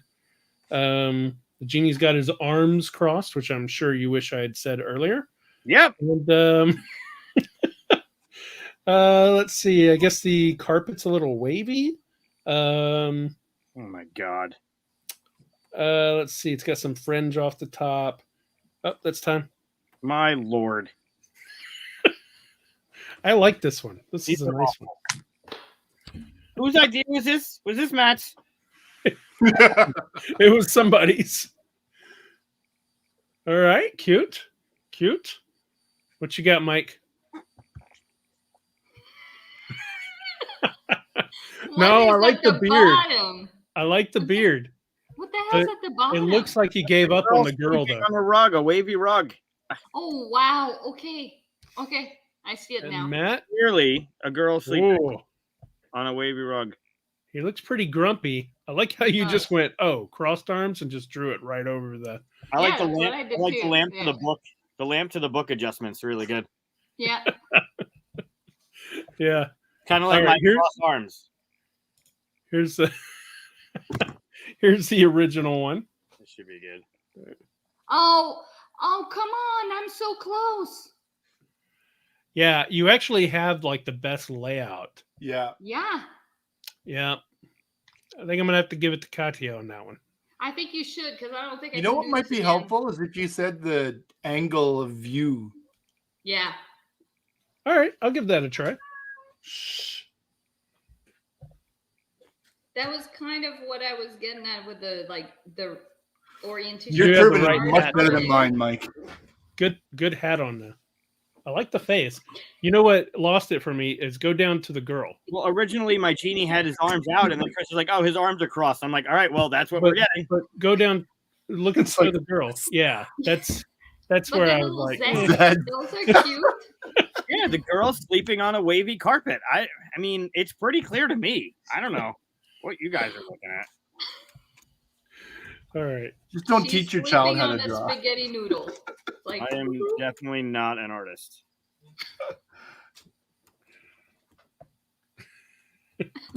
Yeah, I do All right. what I can. Grab a cards here.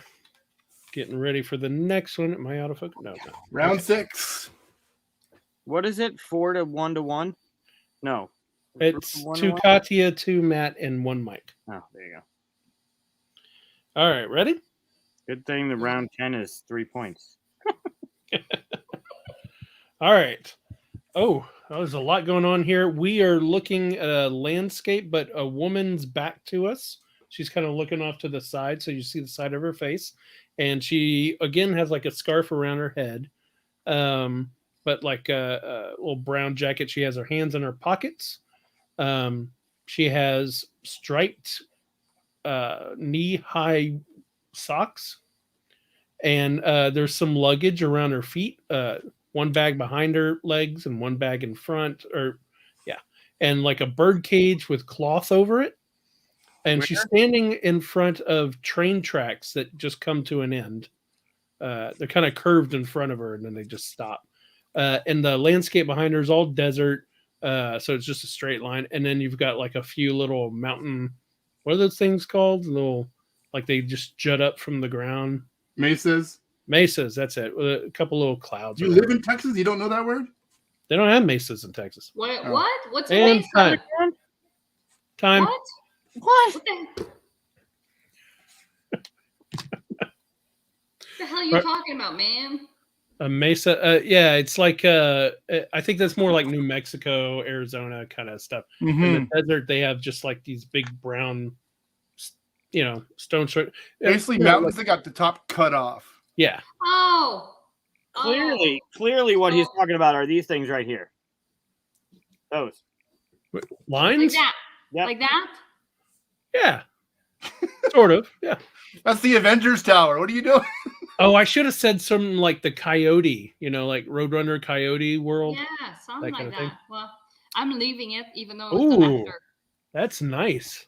That's pretty well done. Let's see Matt's here. That's pretty good. Well, that looks like a tree You're trunk. missing the bird cage and the luggage. Yeah, Just pointing it out. no I luggage. spent no way too bird much cage. time on her. Here is the original.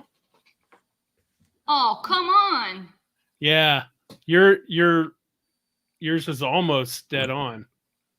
I think Yeah. so. I got to give that to Katia. Yeah. Any arguments there? None. Nope. Yeah. You don't get a vote. I didn't see a no argument from Mike. I'm gonna be back in 1 sec. Did you see my drawing? How can I argue with that? Yeah. It wasn't bad, actually. That, like, yours was pretty good. Did it help for me to say that it was kind of Yes. landscape? Okay. Nope. This episode brought to you by the Texas Essence. Yeah, I don't think Texas has those. Like we have almost every climate. Isn't it? Yeah, Because isn't it's it so big, but- Arizona that has those? Or Yeah, like it's Utah? Arizona, New Mexico has those kind of deserts and stuff. But I need to- the whole Grand Canyon area. Right. We have deserts and stuff, but it's more like tumbleweed and the boring kind of desert that you don't want to get found in, cactus and stuff. I apologize for the shakiness of this setup. My table is flimsy. Knowing Oh, mine. that's fine. Oh yeah, as you draw, it starts shaking. Yeah. I can't touch it while we're on the show. I know. I have to be careful not to hit my table, otherwise, because my mic sits on it, and I'm afraid like that's and my camera sits on it. So Yeah, right now everything's connected to this very flimsy table, so it's okay. Just trying to find my bottle opener. 1 second. Nice. all right, so that was number 6. We have 4 more to go. Mike can still catch up. Oh, we were in doing the- 13 rounds. 10. You said we were going to do 10, right? Oh, okay. 10 slots, because then we play pinpoint. Oh, Yeah. Straight Canada no versus US. What? straight no lime. Limes are upstairs. The beer fridge is right there. Oops, I hit the wrong Actually, I button. don't even think we have limes right now. We used to, Caroline. when I was bartending, there were a couple people that liked them with grenadine in it. It was really weird, but I know. Tasted good. So a French Canadian thing is it has to have a salt shaker, and you put some salt in your beer. Oh yeah, my dad used to do that. Or I don't red know eye. what this point system is that Peter has, but I like his point system. I'm closer. yeah, you are. Weird. All right. Everybody ready for the next one? Round 7. Let's go. All right, here we go. Okay, so there's a floating island. It's typical, dirt on the bottom, grass, and then on top of it, it's a small, little, tiny island. On top of it is it's a boy and a girl. The girl's watering plants, kind of bent over watering plants. She's on the right. He's on the left. The boy he just has his hand. I guess he's throwing something out. Maybe off the edge. I'm not sure. He's got a little hat on, like a little, I don't know, hat. I don't know what kind of hat that is.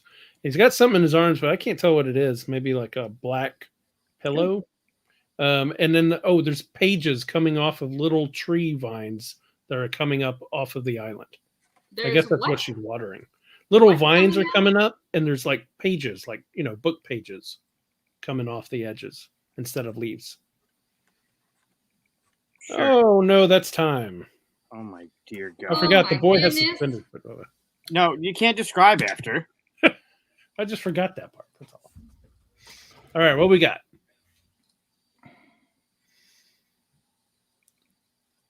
Okay, did I say island or floating island? Yeah, it's a floating island. Oh shit. Well, islands are floating. I guess they're not floating. No. No. Which let's see what Matt's got too. Yeah, Michael probably has it. Yup. We both Michael's went got to it. it went away. Damn it. I think Mike's got to get it just That's for the sad. floating You're letting island. me get there. Oh, that's not bad. Yeah. Oh no, that was totally Michael's. Yep. Yeah. Yeah. Well done. It's looking good. Huh. Mike's got that one. So are we all tied up at 2? Yeah. Oh no, you have 3. Yeah, I was gonna say we're on round 8, so you It's must 2, 2, somebody 3. must have 3. I have You 3. have 3. Yep. Tree. Aw. Okay. He has a hat on. Yeah. Like a little. Yep. I like the quotes that I'm getting. What is this hat anyway? Let me show it again here. What is the hat that he's got? I don't know. Make your screen bigger. Yeah. Yeah, it's like a Like a It's a fedora. Yeah, it's like a little. no, it's like what Yeah, fedoras have Mennonite like kind of the hat. fedoras have the curvy rims. Don't they? No, but if he's got it tilted backwards, that's what that looks like. This is just a straight brim hat. Yeah. I don't know. See? I'm not the only one having problems trying to describe the hat. A hat with a brim on it, you could have said maybe. Yeah, just That's true. wearing a Well, hat otherwise, what are you drawing? A fez? Fizzes are cool. or sombrero. I mean, you can make With any. bow ties, yeah. Somebody had to say that. All right. Ready for the next one? We're on 8, yeah. Yes, this is the 8th one.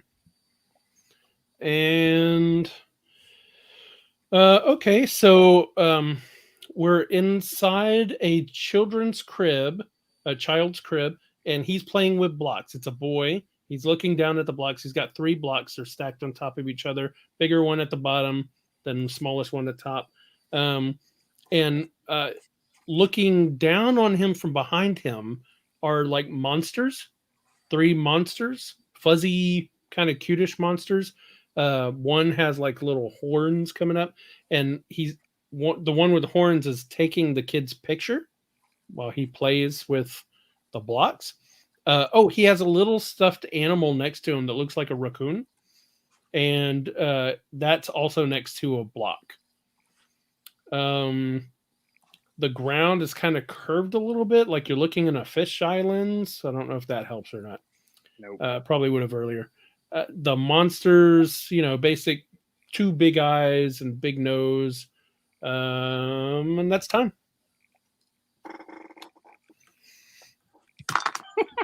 I'm going to be amazed if any of you get close to this one. This was rough. This was rough. Yeah. Where's the monster? Oh, okay. I didn't said give you we the were right inside perspective. the crib, Yeah, right? yeah. Wait, the monsters are in the crib? No, he said the point of view. We were inside the crib. Yeah. What you got, Mike? That's probably better than what I got. If you were to go bird's eye with this, that would probably be about the layout. And then, yeah, that's closer to the layout that I'm looking at here. But is it inside the crib? Is this the belly on the boy? He's got a little belly button right here. I like the little hair, the Charlie Brown hair too. How else would you know he's a baby? Yeah, here's the weird thing. He's not really a baby, but he is in a crib, I guess. He's like more like a little toddler or something. Oh, okay. So it looks like you're in the crib with him. I see. This one's a little hard. I think no one quite has the same perspective. There's only No, but one I think monster there. Matt's probably closest. There's only one monster, but the monster's closest. I've got 3 monsters looking You over. have the 3 crib. monsters Just- I had and the one two with and a the half. horn. 2.5. They're in the crib. He clearly said they were outside the crib. Yeah, I think. This is rough. Well, it's not me. I know that. Yeah, it's between Mike and Matt on this one. Pull that one up. I think if you had the 3 monsters, I'd give it to you, but I'm going to give it to Mike this time. Mike, don't ever say I'm harsh to you. That's all right. I'll PayPal you the $20 later. I was just gonna say it's pity points, Michael. Oh, here's some vindication. Why? Yeah, I kind of agree with that. Yeah, at no point am I going to say that mine are better than any one of them. Yeah, I got some agreements here. Cool. That makes me feel better. All right, so that means it's 3 Mike, 3 Katia, 2 Matt. Like this. Oh, it's on. Not being nice to our guest here. This is getting good. All right. That was close though. Here we go. Next one.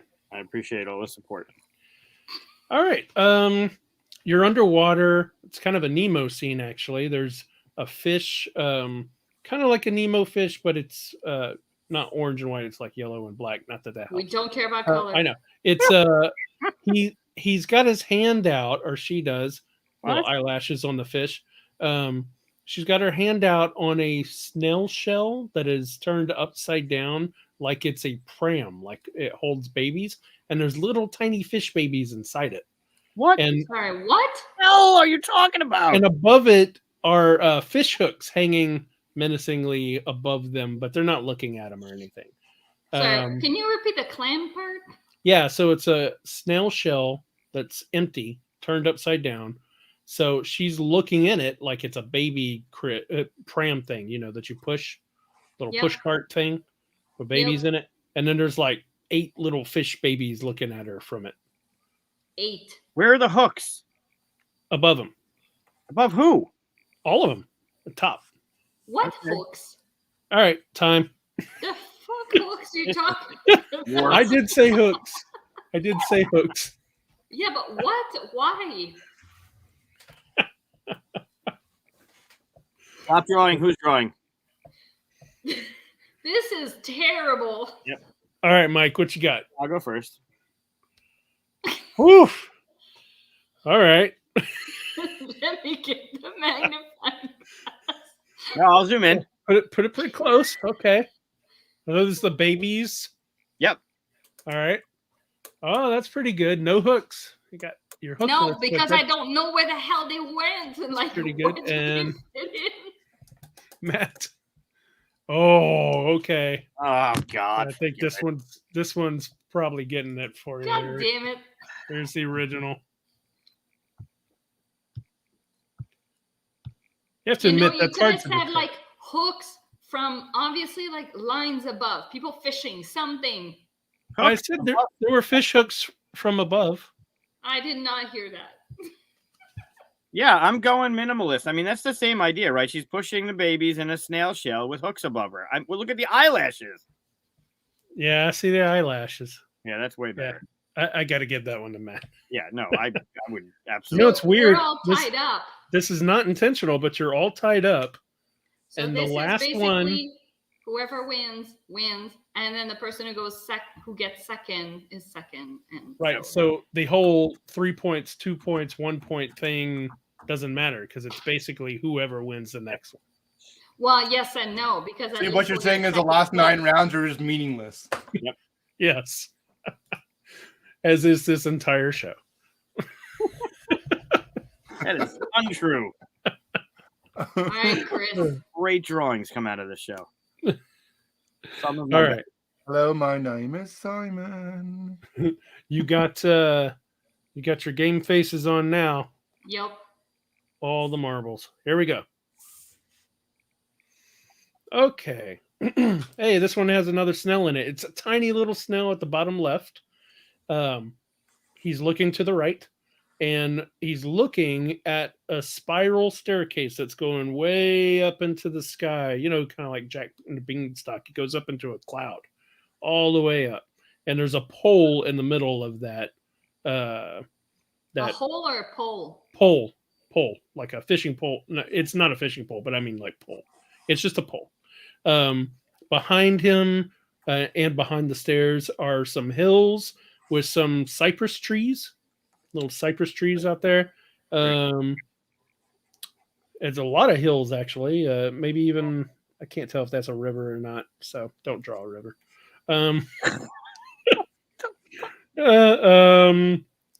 I don't know what more to give you, really. Did you say there's a river? No, don't worry about it. No river. He doesn't know if it's a river. All right, time. I mean, minute is not enough. But then you get things like this. That's ridiculous. Well, that's not bad. Neither one of those is bad. You didn't say spiral staircase. Yes, he did. You said I did. pole. No, with a hole in the middle and a spiral staircase. Yep. Go back and watch the episode. You'll see it. Ooh, it's pretty good. Those aren't cypress trees.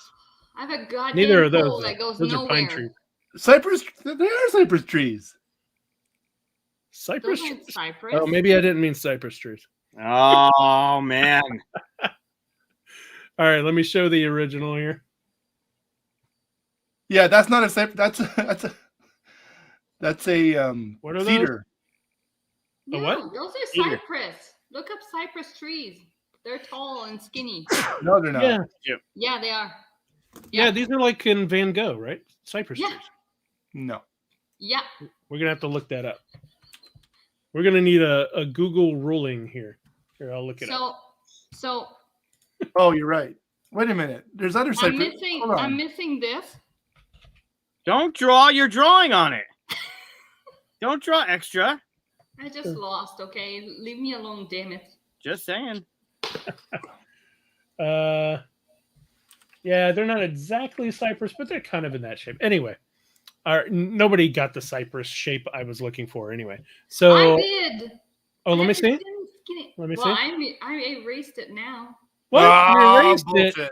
You didn't have. Yeah, because I didn't get the staircase, so you're not gonna give it to me anyway. Oh, the spiral staircase. Okay, well that's true. That is a cute little. That is a cute little snail. I would like to point out snails don't have tails, do they? Oh, I guess they kind of do. They do, they do. actually, and in fact, so does the one right there. So you shouldn't have pointed that out. I'm just saying. Wouldn't think snails have tails. Snail's tails. Let me see yours. Full one, Mike. Man, that's rough, actually. Those are so close. I should have you both just win as ties so you could defeat Katia. What does They Peter already say? defeated me both because Let you me were see going to give a the- point to the Let second me see the person. very top, Mike. Back it up a little. No, that's it right there.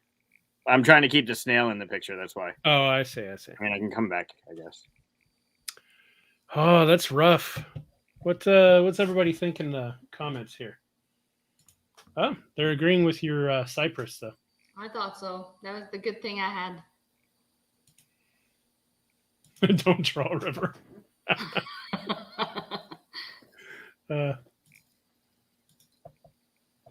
Final And tiebreaker yes, round. I did have a firefighter pole. This was the tiebreaker round. Yeah. That's rough. Just because I got to screw over Mike, I'm going to give it to Matt. Yay! Got to stay true. Not because it was a good drawing, just because you want to screw me over. That was really close, though. Super close. I would say the I'll be- tail. You edged me out by a tail. I was actually, this is how close it came to it. I wanted to see if either one of you drew it going up into a cloud. Because I actually mentioned that part, but neither one of you had clouds. I was like, that's why I was asking for the top.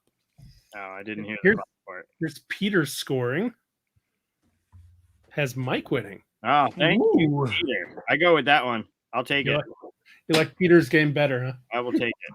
I don't even know what the scoring parameters were, but I'll take it. All right. That was cool. I like that. I like doing that with the layouts. That was fun. These are such weird cards. You want to see some of the cards that I passed by? Sure. Sure. Save them. What? Save them for next time. I have like 1,000 of these cards. Oh, we're gonna be playing this for a while. Good. Yeah. Like some of the like this is one I passed. Oh, I don't need a minute to describe that. Yeah, that's true. You know. Let's see. What's another good one that I passed here? Oh yeah. Just some guy on a ladder working on a dove cloud. That could have worked. Yeah, it would have been. Yeah. This one. No. yeah.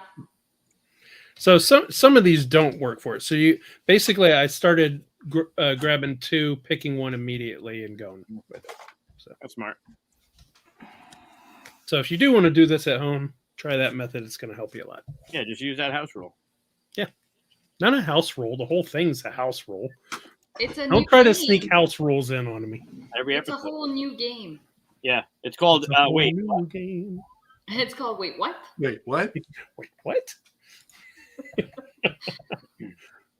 Well, I I mean, mean, now there's we going to play- be a game called Wait What on BGG tomorrow. Wait, we're what? calling it now. Yeah. Just so you know, when we There probably is one already on BGG. called Wait, there's no way. He, Maybe. Peter was giving bonus points for. Oh, fun gotcha. stuff. I'll take them. Can I get bonus points? They were to me, actually. Oh. Oh, were they?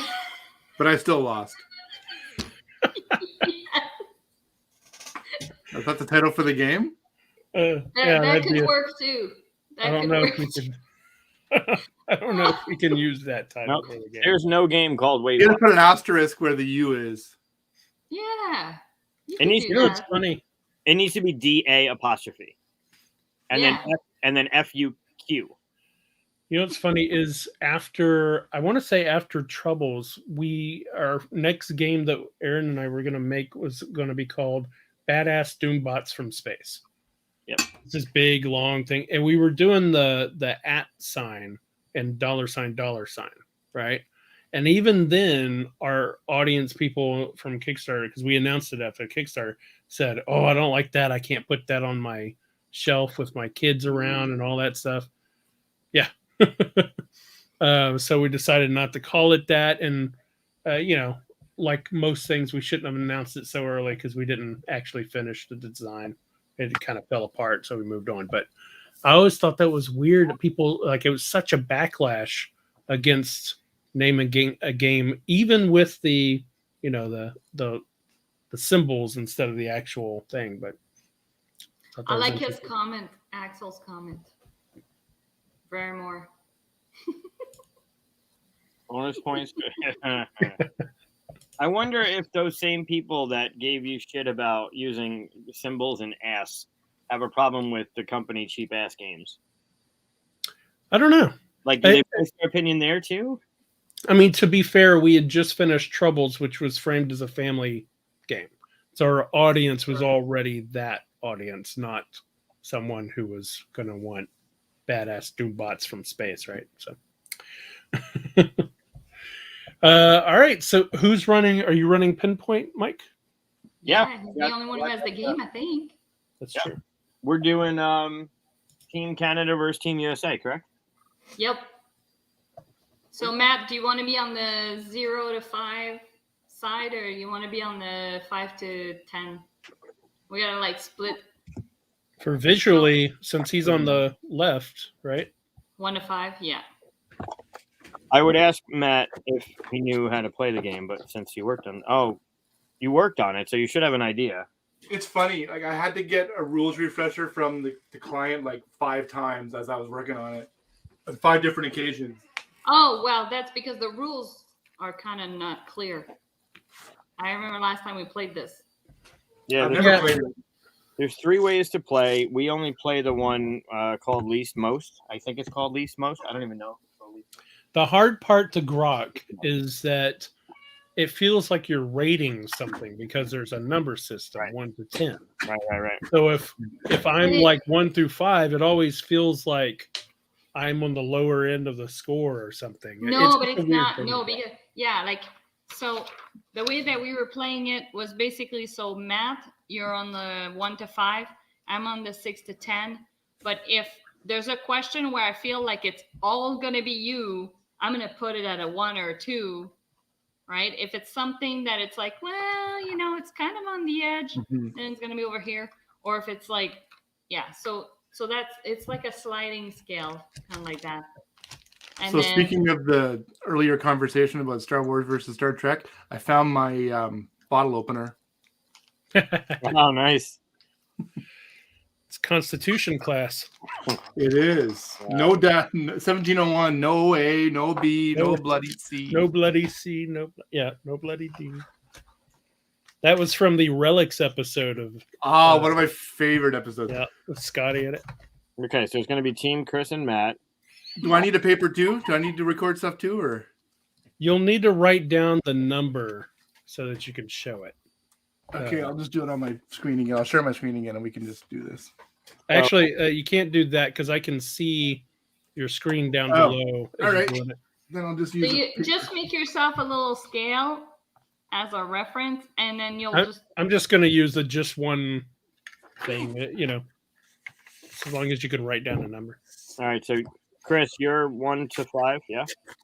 Yeah, that makes sense since I'm on this side.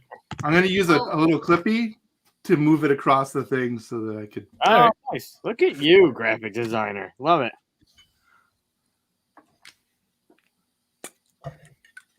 All right. Yeah. How did we do it last time? Did we all roll a D10? Yeah, you had a D10. I got one right here. Oh, I don't know where mine went, but So what's check it out. I the just scale added again? Is team- it 1 to 10? Correct. 1 to 10. put Team Canada on here, Yeah. Love that maple leaf. right? Yeah, Matt, it's 1 to 10, and there's a split between 5 and 6. Right. I should know this. I don't know where my D10 is. But it's okay. I can roll each one. It doesn't really matter. I have mine too. I I am don't know where it shuffling. went. Team USA has their D10s at the ready. Okay, well, it's in here somewhere. I just don't know where. That's right. The only reason that I will switch cards is if what comes up is just absolute bullshit. Like I would, the heart attack one? I would I never still ask. remember that. Yeah, that was dumb. That's crazy. But basically, for those that don't know how we play, there's a card. I'll use this top one as the example. And what you're going to be asked a question as a team, and of your team member, you're going to be asked who is most likely to. So, for instance, let's say I happen to roll an 8. So I would consult this card. I'd go down to 8, and it's who's most likely to buy something impulsively. And then on That's an your example, team, right? you would just it would what? We're not actually rating this one, right? Example. So for your team, you would decide based on your chart who's most likely to buy something impulsively. If you think it's definitely one person, you'll go on either side of the chart. If you think it's somewhere in between, you can figure that out. Then you'll reveal your number. If you each get if you're each on the same number, so let's say for this example, I don't know, you both picked 6, you'd get a point for being the same. You'd get a point for being on the same side of the split, and you'd be a point for being within 1 of each other. So if you get it exactly, it's 3 points. If you're 1 away, it's 2 points. If you're at least on the same side, it's 1 point. 1 away does not count 5 and 6. So if Matt did 5 and Katia did 6, you'd get 1 point for being 1 away, but you wouldn't get. No, you'd get 1 point for being 1 away. Then that's it. Yeah. So there's a max of 3 points per card. What do you want to do? 10 cards? Sure. Okay. 1, You 2, counting scores? 5, 6, 7, 8, 9, 10. All right, so I have 10 out. I will keep score in our little handy score thing. Yeah. Nice. All right. Are we ready? Yes. Any questions? How do you play? No, I'm kidding. Perfect. Thanks for joining. All right, so I'll roll for question number 1. Let's start. Oh, how many are we doing? 10. 10. I rolled a 7. So for question number 1, it's who's most likely to freeze up while speaking in public?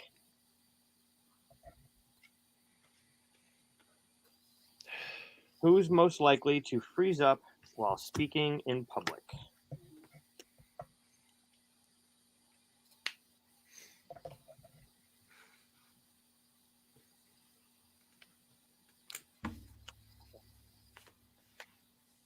Good?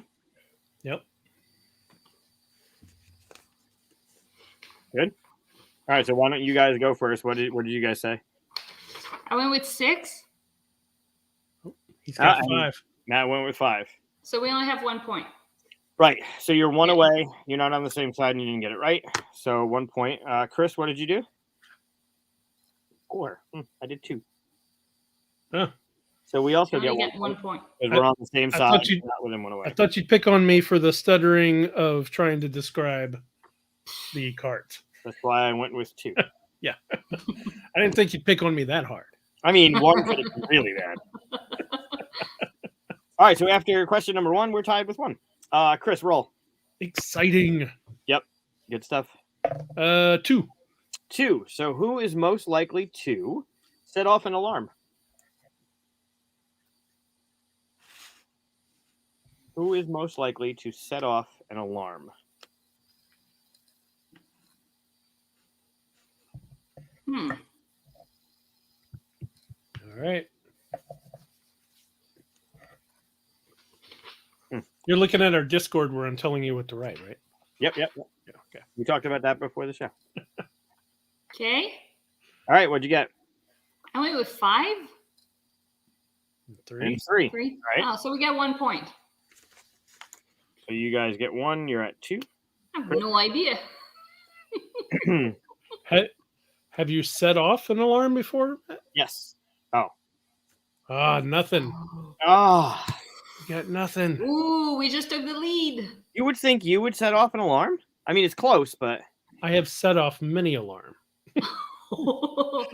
But I thought you had 2. So I thought have. you'd be putting a 6 and I'd put a 5 kind of thing. okay. I didn't think you're that much of a bad #, what was it? Right? Mine was in grade school though, so That counts. Mine was nearly every year of school, if that counts, in one way or another. Okay. All right, rolling. 9. Who is most likely to evade the police the longest if on the run? These are tough, man. Evade the police the longest if we were on the run. Man.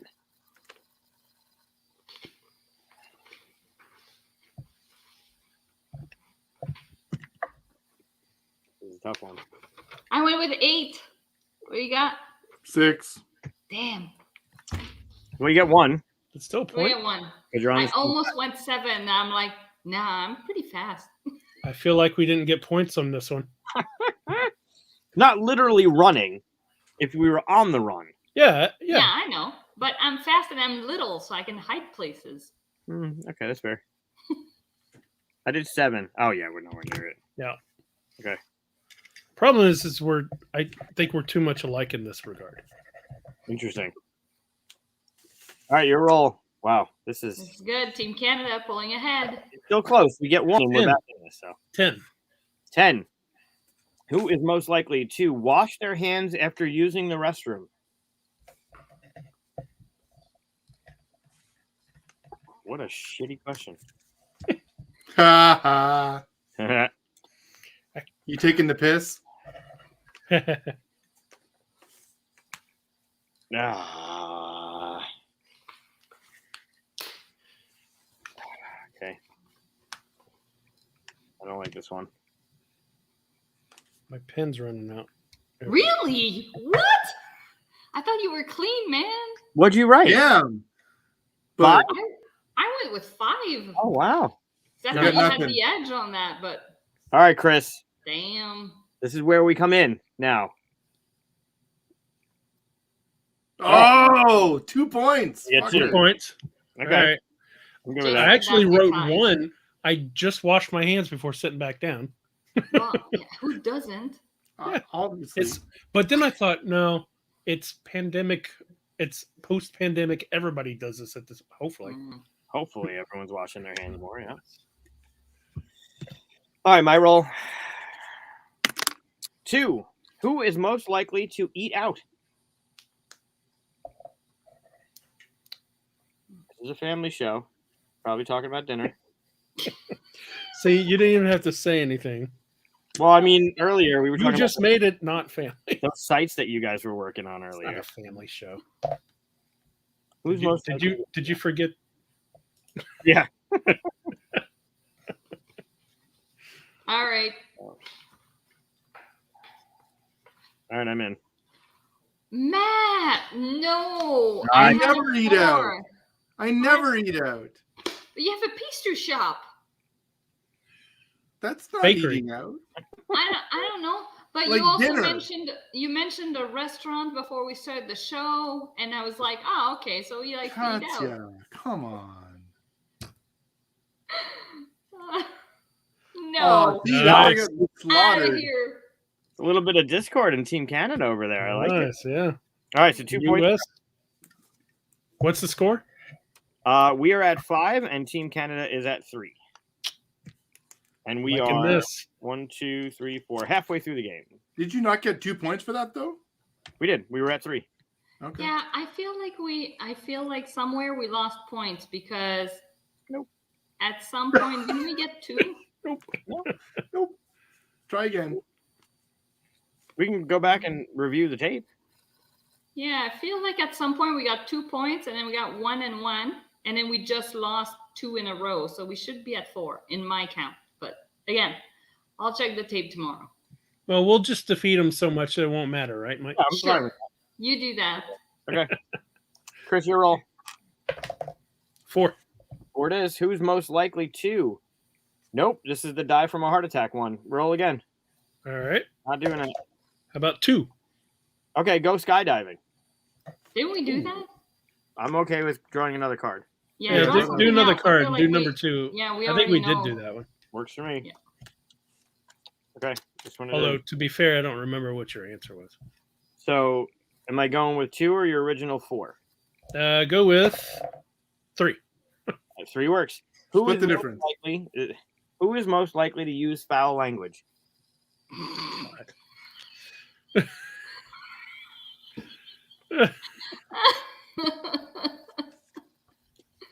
Come on, Katia. Actually, you know what? I'm gonna do this.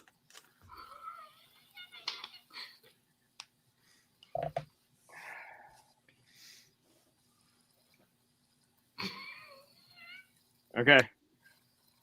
You want to go first? Well, oh no, you go. Go ahead. What? Nice. I love when the reaction is that way. What you got? She did 10. Well, see, I was gonna go. I knew it was gonna. I knew you were gonna say yourself. So, So then work But- with me. but I thought you thought that I was gonna also say myself. Oh God, no! You What the should fuck? watch the beginning of the show. Right now would be a perfect time for some swear words. Bam. 2 more. Damn, 2 So, points. what is it? 5 to 5, 7 And to that's 5? not even true, but I know Mike thinks it is, so that's why I went that far. Well, it doesn't say on camera. It just says in general. It's true. Yeah, in general. Again, Just showing. 3 to- You've been blank the last 3 questions. Do you only get points if you're the score? If you're the- close. You get points. So we should have got 1 point there. No. Oh Where- wait, We were on the same side. Yeah, Oh, they we're were on the same side. All right. So you're at 4. No, you get 1 point for being on the same side. So it wasn't like shuffleboard where only one person scored. No, you're right. Okay, All right. my roll. Roll. Now I'm trying to think. Maybe you do have 5. No, I think I've scored everything correctly. No, I think we should have 5. Yeah, I think so too. Hey, Peter, since you're watching, you want to rewind the tape a little bit for us? Yeah. He might be busy. We'll see if We'll see if comments agree or not. I'll watch it tomorrow, and then we'll release like a 1-minute update of. By the way, Vindicated. We can do that, but it's going to be more than 1 point by the time we win. So sure. all right, I rolled a 10. So who is most likely to steal from the rich to feed the poor?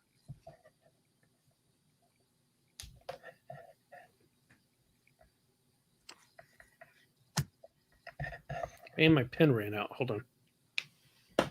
You guys go first anyway, but Who is most likely to use a shitty pen? it's these just one markers. They always run out if you don't keep the Is cap. now a good time to talk about the charity fundraiser that I'm doing for my Christmas sweater? After the question, Matt. Jeez. Sorry. Got to level the playing field somehow. Oh man, this is a good one. Okay. I'm in. Oh, so close. I'm at 6. 5 and 6. So that's a point. So you get a point. Yeah. I was at 6, but I changed it to 5. Bam. Oh. Lovely. Boo. I was just expecting you to have 7 there. No, I'm good. Figured Come on, you get the long hair like Robin Hood. You'd be out there shooting bows and arrows. Robin Hood doesn't have long hair. Depends on the Robin Hood. Only if you're watching the Taron Egerton version. Oh, true. So what's the charity fundraiser? Oh, so I made a Christmas sweater the other night for the Be Be Creative creative. shirt. I just did a Christmas sweater version of it. Oh, no. And it's on TeePublic. And it's available as a bunch of things, a pillow, a mug, whatever. Any item that's bought, all the proceeds are going to. I haven't picked the charity yet, but it's helping underprivileged families during the holidays. And I'm donating $2 for every item personally from my pocket to every item that's sold. Okay, and Nice. do we have the Very link? generous. Can we put the link up? Can you get You us have the a link? link? I will, yeah, sure, for sure. Send me a link in the Discord and I'll add it to the description so people can get that later. You don't have to do it right now, but because they That's won't update until we're done with the live anyway. Okay. I'm doing that after the show. Yep. Your role, I think. 2. Who is most likely to be flirted with? Flirted with? Yep, that's poor grammar, but Hit on? yeah, hit on, right? Like who's yeah, I would say that's the direction the question was asking. What a conceited question this is going to be. Yep. A little bit.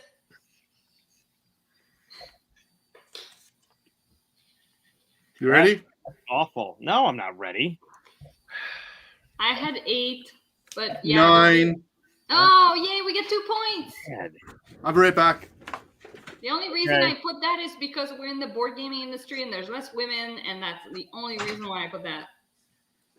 Now you don't have to justify it. I know it's like it wouldn't be. Yeah. Anyways. Points? Yeah, they got 2 points. Ugh, we're tied right now, Chris. Well, hold on, we haven't gone yet. Hey, and we're tied. I don't like it. What you Ready? got?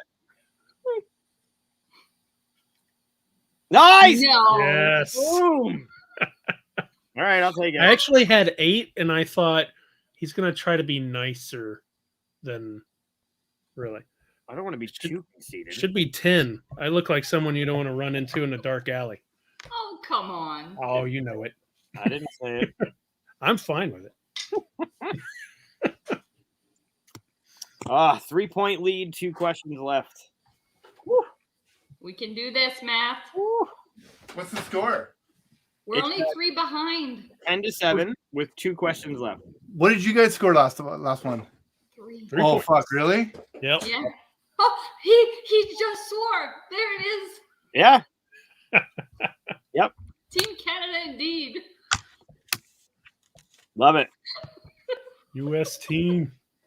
My role, yeah? But the Brokeback Mountain of the U.S. team. Oh, man. All right, 9. Oh, man. Who is most likely to win a karate tournament if entered? Oh, God.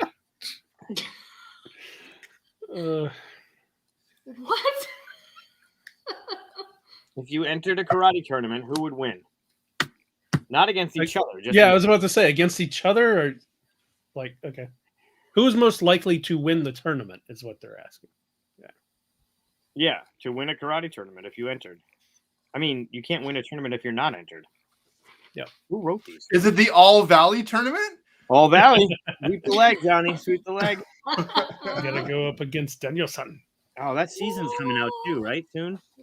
I hope so. I think so. I went with 5. Oh, wait, I haven't even thought of Chris's karate. He's got 6. I almost put 6. So they each get a point. Yeah, we get a point. I mean, they get a point. So they're at 8. I still have to figure out where you are in the karate scale. For some reason, I thought you put karate. I don't think I would have ever had somebody say that to me. What did What's Yogi that? Berra say? You miss 100% of the shots you don't take? No, that was Walter Gretzky. That was Michael Scorn, right? Who? Michael Scott from The Office.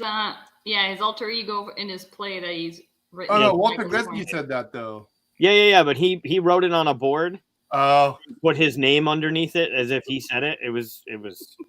I never All right, watched the Chris. Office. Or you could say, aim at nothing, hit nothing, Shang-Chi. All right, who's winning karate? Let's see it. 5 or 8? Oh, yes. Goose egg! We're only down 2. We can do Didn't you this. say you took karate, Chris? No. I've never said that. I thought- like Although Kung he did Fu play movies. Karate Champ. I like Kung Fu movies. Maybe that's what. For some reason, you said something about taking karate.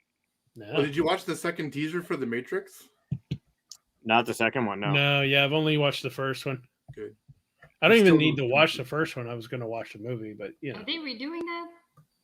I don't No, know. they're doing part 4. Oh, Resurrection.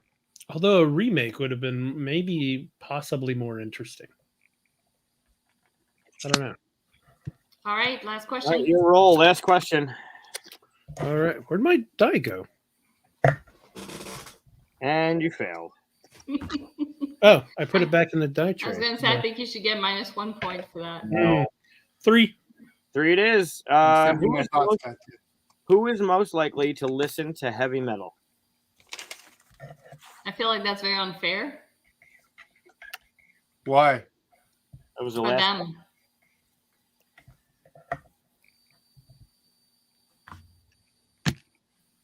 Actually,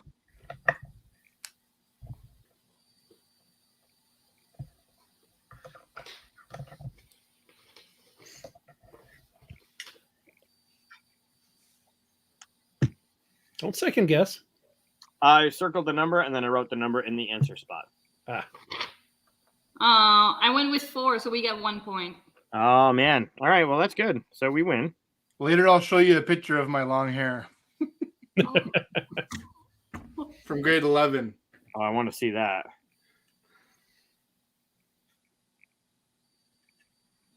yeah.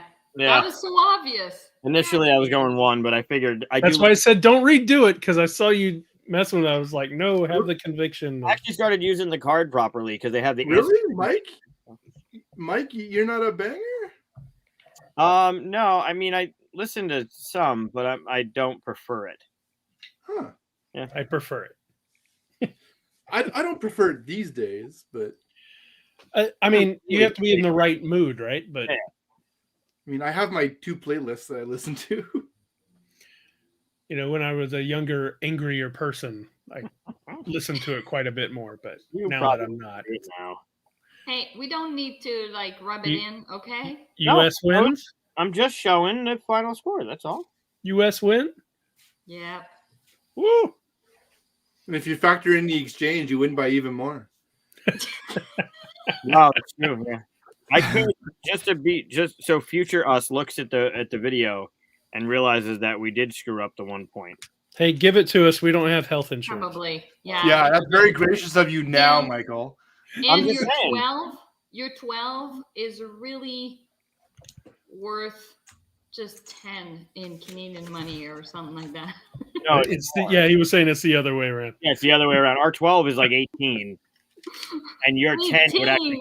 No way. Yeah, Mm. like 12 would go to 8. So we want to do the conversion rate. If we went up to you, we would have 18, and if you came down to us, you would have 6. That sounds better. That's I the like final. that, Are you looking it up, Matt? Yeah.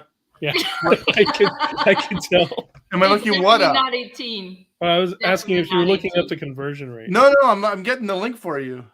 Oh, Oh, okay, good. That's hysterical. Well, what would it be? USD to Canadian. If we had 12, Canadian would be 15.28. So not 18. And I actually think there could be another Matrix movie. you guys had 10, it would be 7.85. It'd have to be redone in a totally new way, though. Like, I wouldn't want it just done again with new actors. Like, I'd want a totally different look on it. Think like James Gunn, his kind of comic book feel to it, or something totally different. I'd enjoy that. Time to go to Canada. My money will go further. Yeah, come visit, Peter. Okay, so factoring in the conversion rate. Oh, wait, I erased all our names. This was Chris and Mike. Nope, this was not Chris and Mike. So it's 15 to 8. I know. This was Matt and Katia. Hold on, you got to let the American school system take its time to work out the math. I erased everything. I'm rewriting. Thank What you. the hell? Oh, I'm not even looking at the stream. That's with the conversion rate. Just terrible. All of a sudden, you've doubled our score. That's Yeah, not yeah, right. yeah. We more I don't than like it. Yep. Yeah. Either way, it's a fun game. No, I like it a lot. It is. At some point, I'll learn the other two versions of the game, but I think this one's the most fun, especially while streaming. I'm curious about what the other versions of the game are. Man, this Okay, so this is weird. My account was deleted on TeePublic No. for What? violation of the terms and conditions. What? No. it's because you're designing porn sites. They found out. They found out about the lanyards. Why the hell would that? What? That's It's like it's my content. I created it. Yeah. How strange. That is insane. Well, hopefully it's at least saved or something. You can find out what happened and get it back, right? Yeah, it sounds to me like you got a phone call to make tomorrow and raise some hell. can't Use say, those swear words we talked about earlier. can't say hell. That's crazy. That is so Right. nuts. At some point, people watch this throughout the week. So just let us know when you get it and we'll put it in the description. Huh. Yeah, that's crazy. I wonder if they have some kind of bots that analyze content that maybe there's something that looked like, because the Christmas sweater looked like, I wonder if something got flagged that way. But yeah, no, your design is clearly based off of your other design from the Be Creative shirts. Yeah. Do you have a That's crazy. picture of your design we can Yeah. share the screen? Yeah. So it's on TVD, but here I could probably pull it up from there. there you go. TVD. In fact, I just had. There it is. Let's see. Oh, there it is. Let me move it over here. Might be kind of hard to see because I can't zoom into the.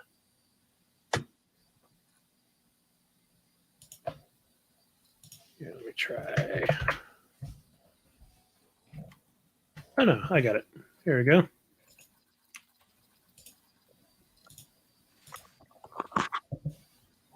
Yeah. Oh, that's awesome. Yeah, I don't see how that could violate anything. Yeah, it makes no sense to me. Yeah, that's wild. Why they would do that? Be creative. Be creative. And it even says like a Meeple Christmas, so it's not even like Merry Christmas. It's just Yeah, nobody's patented the word meeple, right? right. At least I hope not. That'd be awful. You can't copyright a component, I don't think. Well, they hope I they mean- bring it back up and they can restore what I spent 4 hours making that fucking shirt. It better- Well, yeah, and like people, I'm sure started buying it. So I hope that it doesn't, all get refunded and basically like wiped. Like the point was to raise money. I wonder what their reasoning was. Mm-hmm. I'm sending legal email right now. Wow, That is so crazy. yeah, it's pretty wild. Yeah, was that the only item on there? The Well, shirt? no, there was I put the design up there and like basically specified that you can do t-shirt, crew neck sweater, long sleeve t-shirt, hoodie, whatever, whole bunch of stuff. But I mean, it was the only design, right? Yeah. Like there wasn't another design that. No, that's Yeah. it. Yeah, that's strange. Hmm. Don't know. Well, I hope you get it worked out. Yeah, that's pretty crappy. Like, come on, man. It's strange that they wouldn't have sent you some kind of warning or something too. It's funny. I clicked the link, and it went It just go to their homepage or to something. their homepage. Yeah. Yeah, I'm like, that's weird. Did I not do? Did I link the wrong thing or something? That's so crazy. Ooh, I have a new candidate for my job on ZipRecruiter. Yeah. So I got to say, one of the screener questions that I have on the job postings that I put on like Indeed and stuff like that were either what's your favorite board game or name 2 board games you enjoy to play. I think 5% of them were. Oh, don't say it. No, 5% of them were good. Oh, No. 95% of them were Shoots and Ladders, Sorry, Monopoly. Oh, yeah. Yeah. Did you look at my website before applying for this position? that's a good divide though. Like that's a nice filter to have. I mean, people need to know where I'm coming from. Yeah. What kind of product they're going to be working on. Right. Yeah. One girl, my favorite answer was Eclipse by Reiner Knizia because, and then she like explained why. And then she's like, though it can get a little bit heated at the end, she said. I'm like, but then I realized she worked for a game company as well. So There you go. Yeah, you can easily find the people who are in the industry or are involved in board games whenever you start talking to them, right? So it says here, Dear Matt, this is to notify you that as a result of the violation of our terms and conditions, we have removed or disabled the access to this material as it appeared on blah, blah, blah, blah, and have deleted your account. Wow. Like Not just remove the content, but Wow. Totally they deleted. don't even like suspend it or hold or anything. They're just wiped. Ridiculous. Huh. Well, I guess anybody thinking of using them know that can happen. please note that our removal of the aforementioned material and our deleting of your account may result in the interruption or cancellation of goods. Yeah, no shit. Yeah. I kept checking. Why is there 0 orders? Why is there 0 orders? Yeah, that makes no sense. Yeah. Yeah, well, put them on the naughty list. They're done. Yeah. Right? Yeah. Yeah. I mean, if there were only other people that did the same thing, wait, there are. Yeah. Yeah, that's crazy. Like, that's a really bad customer service to not even, give you the heads up, not put the account on hold and wait to even be able to talk to somebody and see where the issue lies. That all of a sudden it's like your account is removed. Like, what is this? Facebook putting you on a month ban? Like, that You makes think no it was sense. because you didn't have a charity named, and it was suspicious. No, I didn't even say that on the site. That's okay. just in my social posts. Oh yeah, then that On my makes no site, sense. it was just regular for sale. Huh. Yeah, this is bullshit. Okay, I'm sorry. I don't mean to sidetrack this. I Nope. mean, maybe it defames or vilifies meeples. No, if anything, it makes them I'm part looking of the at their- holidays. Yeah, I'm Yeah, the looking at TNC their, is nothing crazy, right? it's not misleading or deceptive. Huh. They say in their sole discretion to deem necessary can remove the content if they want for no reason. So just keep that in mind, I guess. They Jeez. must have heard me talk about the that I made those bachelor party things, and they must have removed it. That was it. That was That'll it. be it. We lost it for you. Yep. Did it. Wow. Well, that's good to know. That was fast. Well, they saw you drinking that with no lime. Yeah. Yep. It's good to know they watched the show, though. That's awesome. You know what I've done on occasion is when we didn't have limes, but usually we have like the real lime, the little plastic lime. And you Yeah. squeeze it in. Yeah. Why not? Oh, When you're- nice. Oh, if I ever get a ticket, it's going to be the show. I'll tell you that. No. Public indecency ticket for That's Christian. right. Pictures included. Nope. Please no. No. You'll be wearing one of your lanyards, Matt. All right. Well, so unfortunate news there. But if you get it sorted out or go with someone else, just let us know. We'll put that link up later on. I think I see why. Oh, Any member may offer their art for sale on a physical product on the website by appointing TeePublic to facilitate the transaction. Oh no, that's just basically saying by agreeing to. Yeah. Yeah. I don't know. Wow. well. Sorry about that, Matt. Mm-hmm. To be continued. Mm-hmm. Yeah, and we'll let people know in the next episode if that's been fixed or not too. Yeah, because there's still time. Well, we'll post too in the Discord and Facebook and whatever. Very strange, eh? What was that?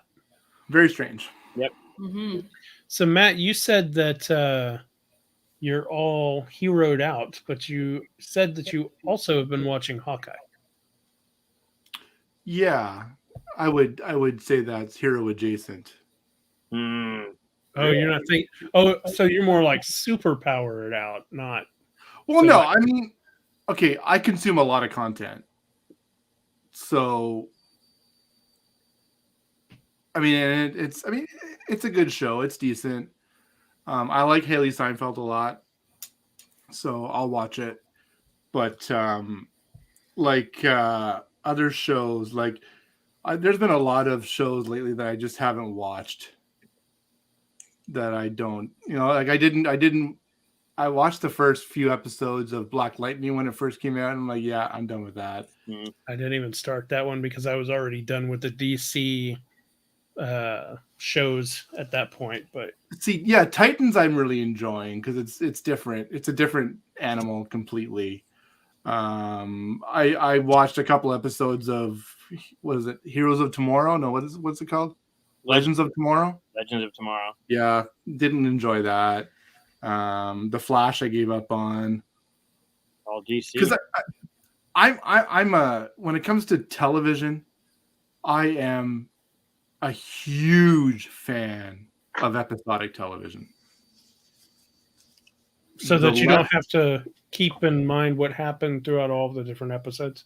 The less soapiness, the less serial arcs, the better. So then your favorite Star Trek would be Next Generation, not Deep Space Nine. Well, the Dominion War. Yeah, see, that's come on. that's not episodic. That's different though, because there was episodic plots as well as serial plots.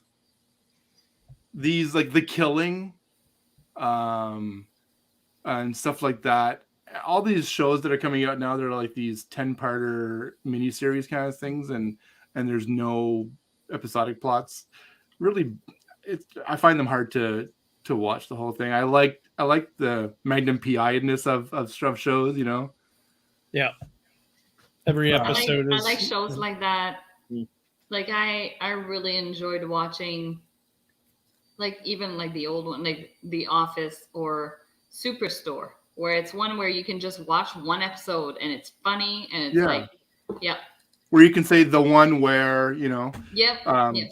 So like Eureka, Warehouse 13, Burn Notice, Law and Order, stuff like that, right? I mean, yeah, but even in those episodes, by the way, I put Hawkeye spoilers down at the bottom, but we're bouncing all over the place. But there might be a few spoilers bouncing around.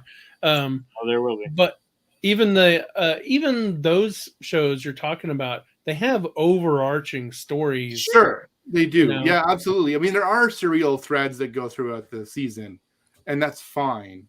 But when it comes down to, you know, the meat of the episode, that's my jam. So Hawkeye right now is not episodic. It's just continuing one long story, right? And I'm not minding that. I'm not minding it because I know. I mean, like, you know, like I said, I consume a lot of content, so I mean, but most of it is just kind of on my third monitor going along. Yeah. So I might not be able to recount. Like Critical Role is a great example of this. They're 3 or 4 hour episodes, right? And I can't spend that much time watching one thing and not doing anything else. Right. So, you know, we'll play D&D on Wednesday night, and my friend Gavin will say, "Hey, did you see this on Critical Role?" I'm like, "No." I watched it, but no. So yeah, I do the same thing. I have something playing off to the side all the time, but it can't be something like Hawkeye or why not? Because you have to pay attention to that stuff. Why? That stuff's so good that it deserves your attention. Because there's well, first of all, Hawkeye has a lot of sign language in it, so you got to watch that, right?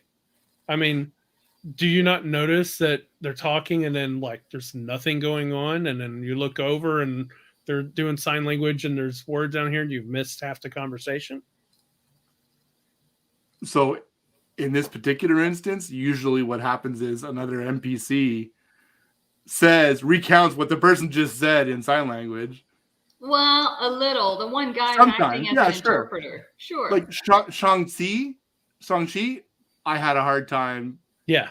Because they'd be like, wait, what? Yeah, because they had little conversations in Mandarin, yeah. But yeah, sure. My argument for that is, I mean, like subtitles aside, if something is good enough, it will capture my attention. Mm-hmm. But there's a lot of things that get missed by. Okay, so for instance, we'll be watching something sometimes, and you know, at different times, depending on what you're watching, you might get on your phone and play a little bit, and it's okay that it's going on. But there are times where I'm watching, and maybe Erin's on her phone or something, and I know she just missed something really important, where it's a look between two people that tells the audience, "Oh, this is a trap" or something. And you totally miss it because you're not looking at it. So literally 0% of the shows that I watch are on a traditional television. So you're always working. Well, there's that. But the shows that Giselle and I watch, the Venn diagram of that is like a sliver, you know? Usually it's me watching whatever she's like if she's watching like Downton Abbey or you know whatever she's watching. Mrs. Maisel is the latest thing. Great show, by the way. Yeah. Fantastic show. But so all of my own personally enjoyable content in my wheelhouse in my geeky realm is done at my desk. And if I'm sitting at my desk, the media I'm consuming is secondary to whatever else I'm doing. Sometimes my attention shifts and it becomes my primary focus, but it's only for a protracted amount of time, and I always go back to. See, if I catch myself shifting it and getting off of work and looking at it, I turn it off and think, okay, I'll watch that whenever I really want to sit and watch it. Otherwise, I'll put stuff on like YouTube shows and say, if I can minimize it and just listen to it, that's what I'm putting up there. Yeah, I guess I'm valuing my non-screen time more now. So if I'm not sitting at my desk, I'm not going to be in front of the television. I'm going to be, sitting in the sitting room with an LP on, or, spending some time with G or whatever.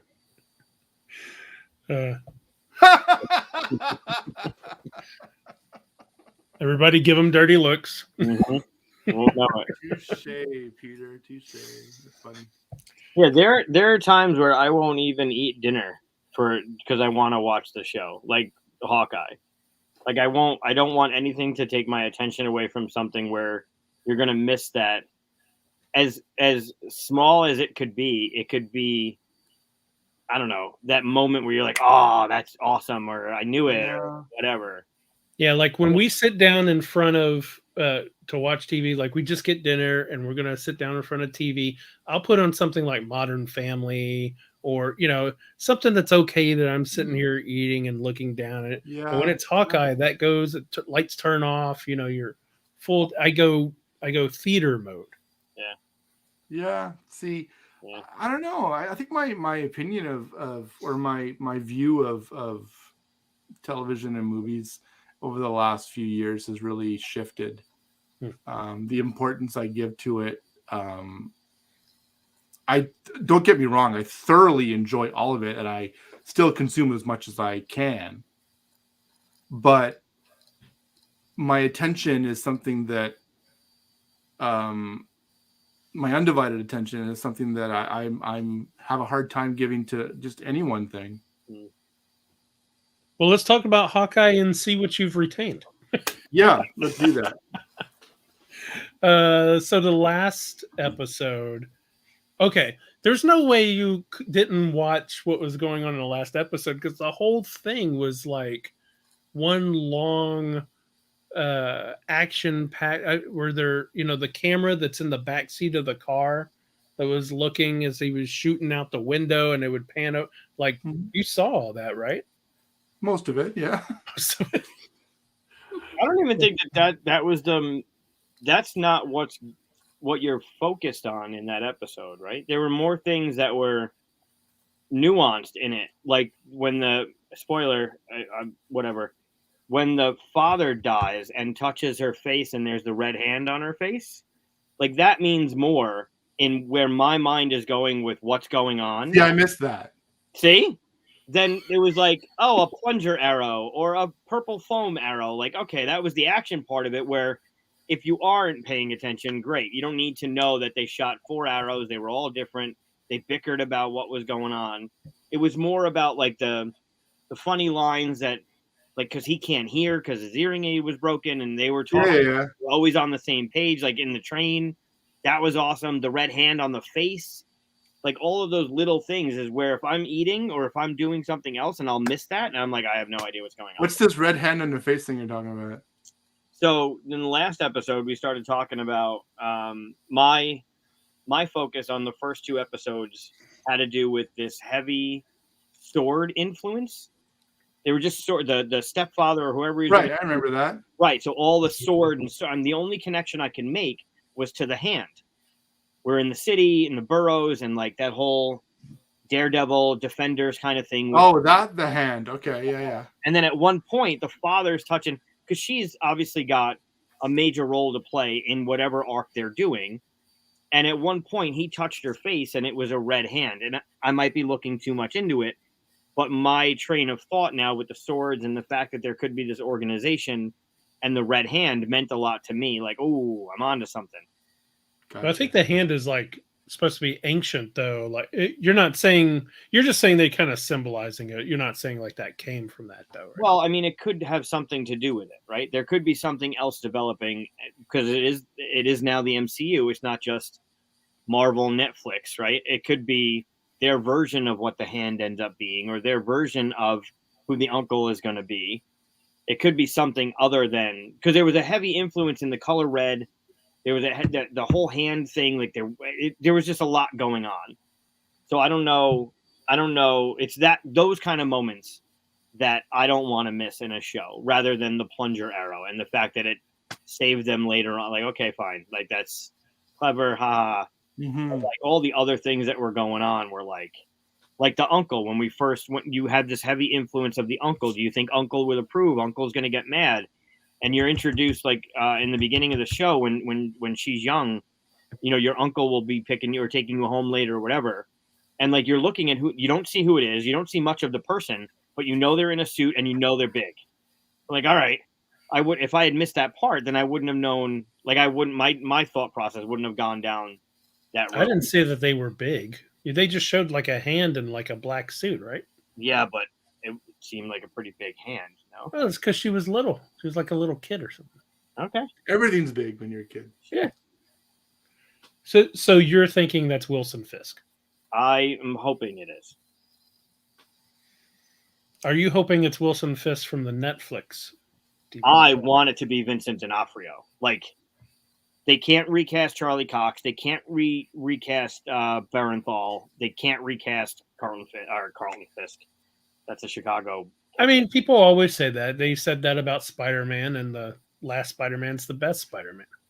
Sure. But, I mean, if Feige's already saying if Daredevil's in the MCU, that it's going to be Charlie Cox, then it's going to be really hard to bring in Charlie Cox as Daredevil without having Vincent D'Onofrio. Like, really.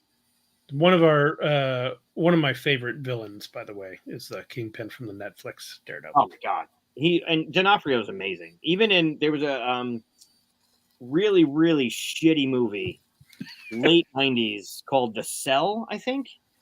Oh yes, yeah. Oh, fucking awful. It's insane. Awful movie. I still see certain parts of that scenery in my head whenever it goes to like, hey, remember that awful thing? And it like in the horse, all that stuff. But yeah. D'Onofrio in that movie was amazing. Yeah. He's a phenomenal actor. They go into the mind of a serial killer, basically. Yeah. And it's quite disturbing. Movie could have been so much better. It was very bad. What was that? Vince Vaughn and Jennifer Lopez? Am I remembering that correctly? Was it Vince Vaughn? There's no way Vince Vaughn was in The Cell.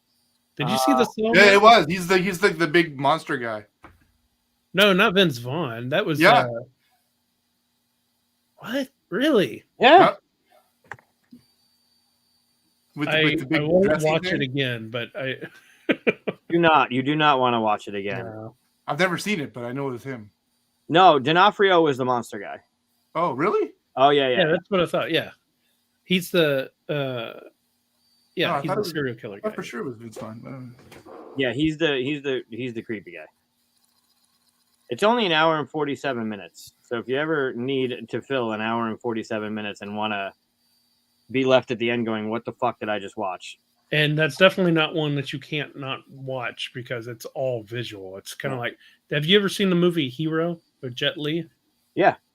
Like you can't, it's a beautiful movie. It's like, it's almost like paintings. Every single scene is it would be so upsetting to know that someone didn't physically watch that one. But of course, it's also a kung fu movie. So. Vincent D'Onofrio. Weird. Yeah. Anyway, garbage movie, but D'Onofrio's amazing. Katia, did you see the last Hawkeye?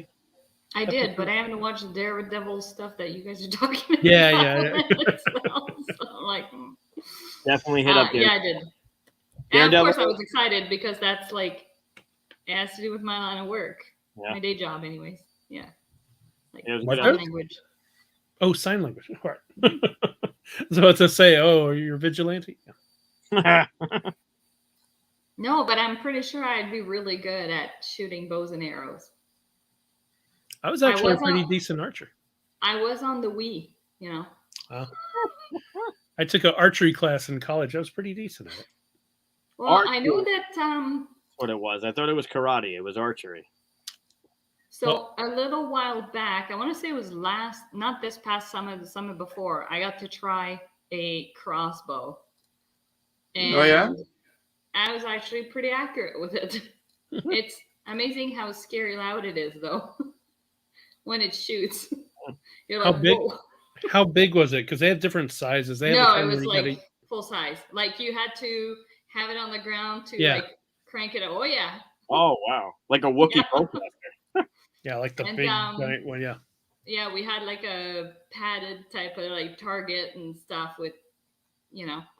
Wow. Anyways, yeah, I was pretty accurate with it. So I hate the Wookiee bowcaster, by the way. Oh, it's the great. what? Okay, so the weapon that Chewie uses is called a Wookiee bowcaster, Okay. and it's basically just another blaster rifle that's big. Like I don't understand why it has this big thing off this. It looks like a crossbow, but they don't use it. Okay. No, it's what you did. It's powerful energy. It's stronger than a blaster. It's not actually if you look at the role playing game, but they even show him using it, and there's nothing. It's just there's just like bars that go off to the side. There's no. I was hoping like there'd be like lasers that get pulled back and shut. You know, Yeah. like it would look like a bowcat, like a crossbow, but it doesn't. So, anyway, totally off But of. yeah. Hawkeye. But to go back to the episode, I like I like Jedi. I like where it's going. Yeah, I'm curious to see. I still think that like the uncle has a lot to do in the villain organization, or like I think he's gonna have a pretty big role at the end of it. So There's no way that Swordmaster guy. There's what? Remember we were talking about last episode. I Yeah. don't know if it was Matt in the chat, but Swordmaster is this big villain. It's not. He's not the main villain of this series. There's no way. I don't think so. he might not be the main one, but I think he's pretty freaking high up. Well, the Like, thing he is, might with be number 2.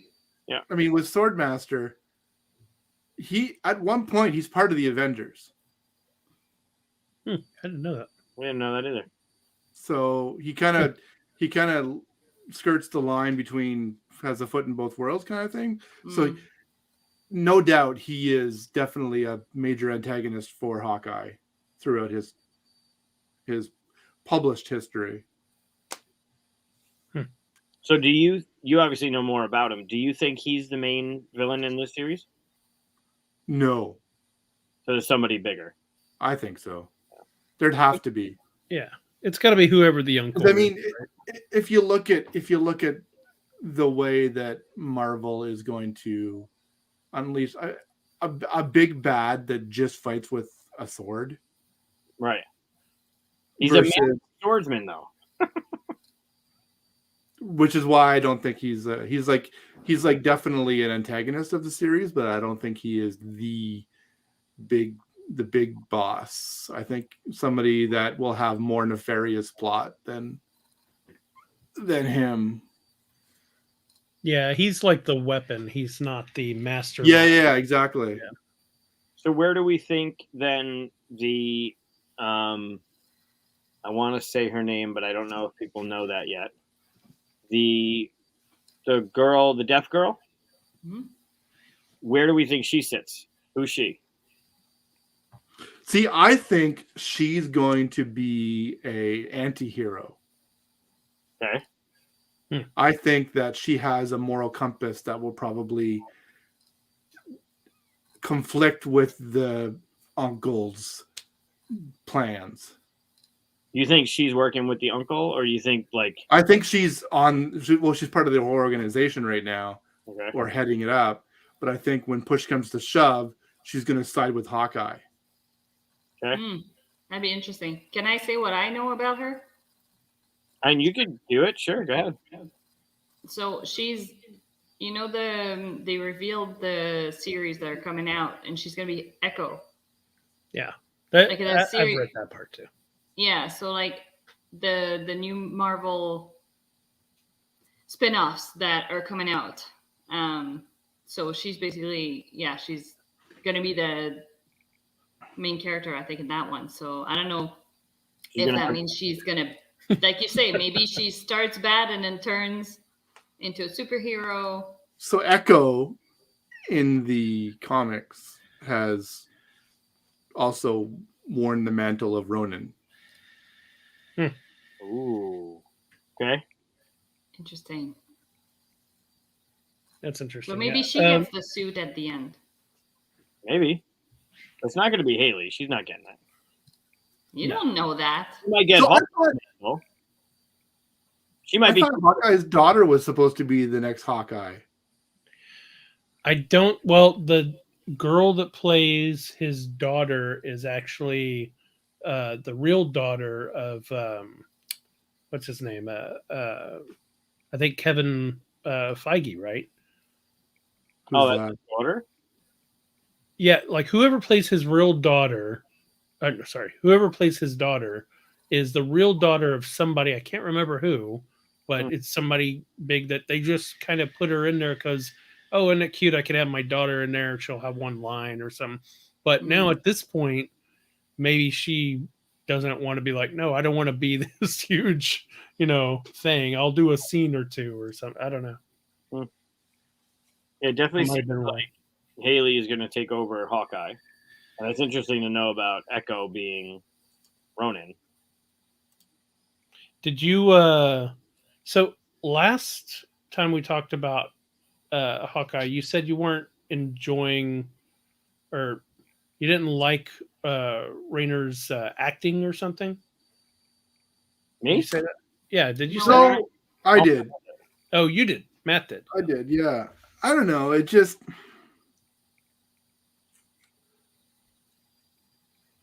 I find it not very deep of a character. He wasn't selling it for me as much as he has in other roles, or even in Hawkeye and other portrayals of it, like in other movies or other whatever. So there was a scene in this last episode that I'm wondering if you were watching. Now I have to ask. But it was whenever he was talking to his son on the phone. Yeah. And she was having to tell him what was going on. Yeah, I saw that. Like that was a deep moment, and he played that really well. Sure. I think part of the issue I had was the whole LARPing time. I didn't buy it. I enjoyed it, but I didn't buy it. Like his role in the LARP scene or the whole LARP scene? His role in the LARP scene. Like the kind of like. I felt he was just performing. Like it was in that point. I saw Jeremy Renner playing Hawkeye versus Hawkeye. Yeah, for me, it's weird, like the whole series, because like throughout the Avengers movie, I never really cared about his character. I think because he's the only one I feel like I don't have a good backstory on. I don't know anything about him, how he became like that, why he's so good, why he's so agile. Like, I just feel like it was so glossed over that I never really cared about his character. And now it's like they're still not really going back and telling us what he's about, and we're just kind of picking up after all of that went down. So it's still kind of like he's a bit of a mystery, but I guess like what I liked about him was always the more like the human side, because he's not a superhero. But so I'm enjoying that part. Well, the hearing is a great touch. Yeah. So we'll see. I think it can continue to be like more about his present and future versus like his backstory. But yeah, like I think that was the disconnect with me from the beginning with that character, and the fact that I never really like I didn't have any expectation whatsoever watching this show, and I'm pleasantly surprised because they managed to rope me in on a character I didn't really care for to begin with. And same thing with watching the Black Widow movie. Like I didn't really care for her character, and then watching the movie, it was like, oh, okay, yeah, this is good. So yeah, so I think like I don't know, like I buy his character, but and I can kind of see what Chris was saying last time is that I think he's trying to like play a stifled character that it's trying to like shove a lot of stuff down that he's been through. Yeah, We'll see. I think, I mean, part of my apathy towards the show is linked to my tiredness of the genre. Yeah. And where do you think that comes from? Just Too much. too much? Too much. Overload. I mean, how many movies have there been? 30, 40? 23. 23. Oh, no, sorry. 26. 25 now. So that's a lot. That is a lot. Like, it's not Series, right? All the TV series. plus all the TV series. Yeah. Mhm. Yep. And I mean, you could literally even look at each season as a different movie. Yeah. Wanda, So, yeah, the Daredevil, Luke Cage, Defenders, if you want to go back that far. yeah. The Wanda. I mean, there's been a lot of the what if. Yeah. It's so much. And I think it's something that we see so often now is the execs see something that is working and they just turn it to 11. And you get some movies that were really well done, like Endgame, and others that just bombed and were not great. Which ones do you think bombed? Let me pull up a list. Hold on. I can tell you the list. No, Yeah, true. actually, I could get close. I'd probably miss one or two. Well, it's also subjective too. Oh yeah, of course. Yeah, this is very subjective. I mean, I could tell you some ones. Ant-Man wasn't. No. Yeah, I I hear mean, you. even the second one, like Ant-Man, the first one I watched and I thought, oh, this was kind of cute. There was a second one, right? Yep. Wasp or whatever. Yeah. Yeah, I didn't even watch it because I'm like, yeah, I have no interest in that. And the ones that like, stood out. Pardon? I was just saying that I actually like part 2 more than part 1. Did you? Iron Man 3. Yup. Yeah, that's universally is one of the lower ones. Yeah. Thor Ultron, I did not like at all. Really? I I like. like that one. I mean, that's where Vision comes from. Oh yeah. I Oh like yeah, that no, one. I'm not. The whole a Black good Widow and Bruce Banner thing starts there. It's pretty good. Captain Marvel was okay. Black I like- Panther was okay. Oh, I love Ragnarok Black was Panther. fantastic. Doctor Strange was very good. Guardians of the Galaxy 2, not bad. That's my First one was favorite good. one. Mhm. Pardon? Guardians 2 is my favorite MCU movie. Is it? What? Yeah. Huh. Close second to Guardians 1. I think Captain America was probably one of the better ones. See, and that's first one. lower for me. Yeah, same. It's lower. Yep. Yeah. But Yeah, Yeah, but those we were said, it's one all of the ones I subjective. was You know, least there's excited just for. so many of them, and it's just wow, man. Like, yeah. The next episode is our least top 5 worst Marvel movies. I'll do it. Sure. We just Without named apology. a bunch of them. Yeah, but then we got to say why. Without apology.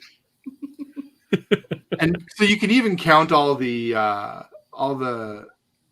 the Sony stuff too. Mm. I wouldn't. Well, it's not MCU. I wouldn't. No, it's not MCU, but I mean, it still adds to the dilution of the whole genre, Yeah. right? Oh, Hawkeye. No, we don't need to talk about Hawkeye. Yeah, Like Wolverine Origins. Come on, Yeah, but Logan Logan was excellent. Mhm. Logan was excellent.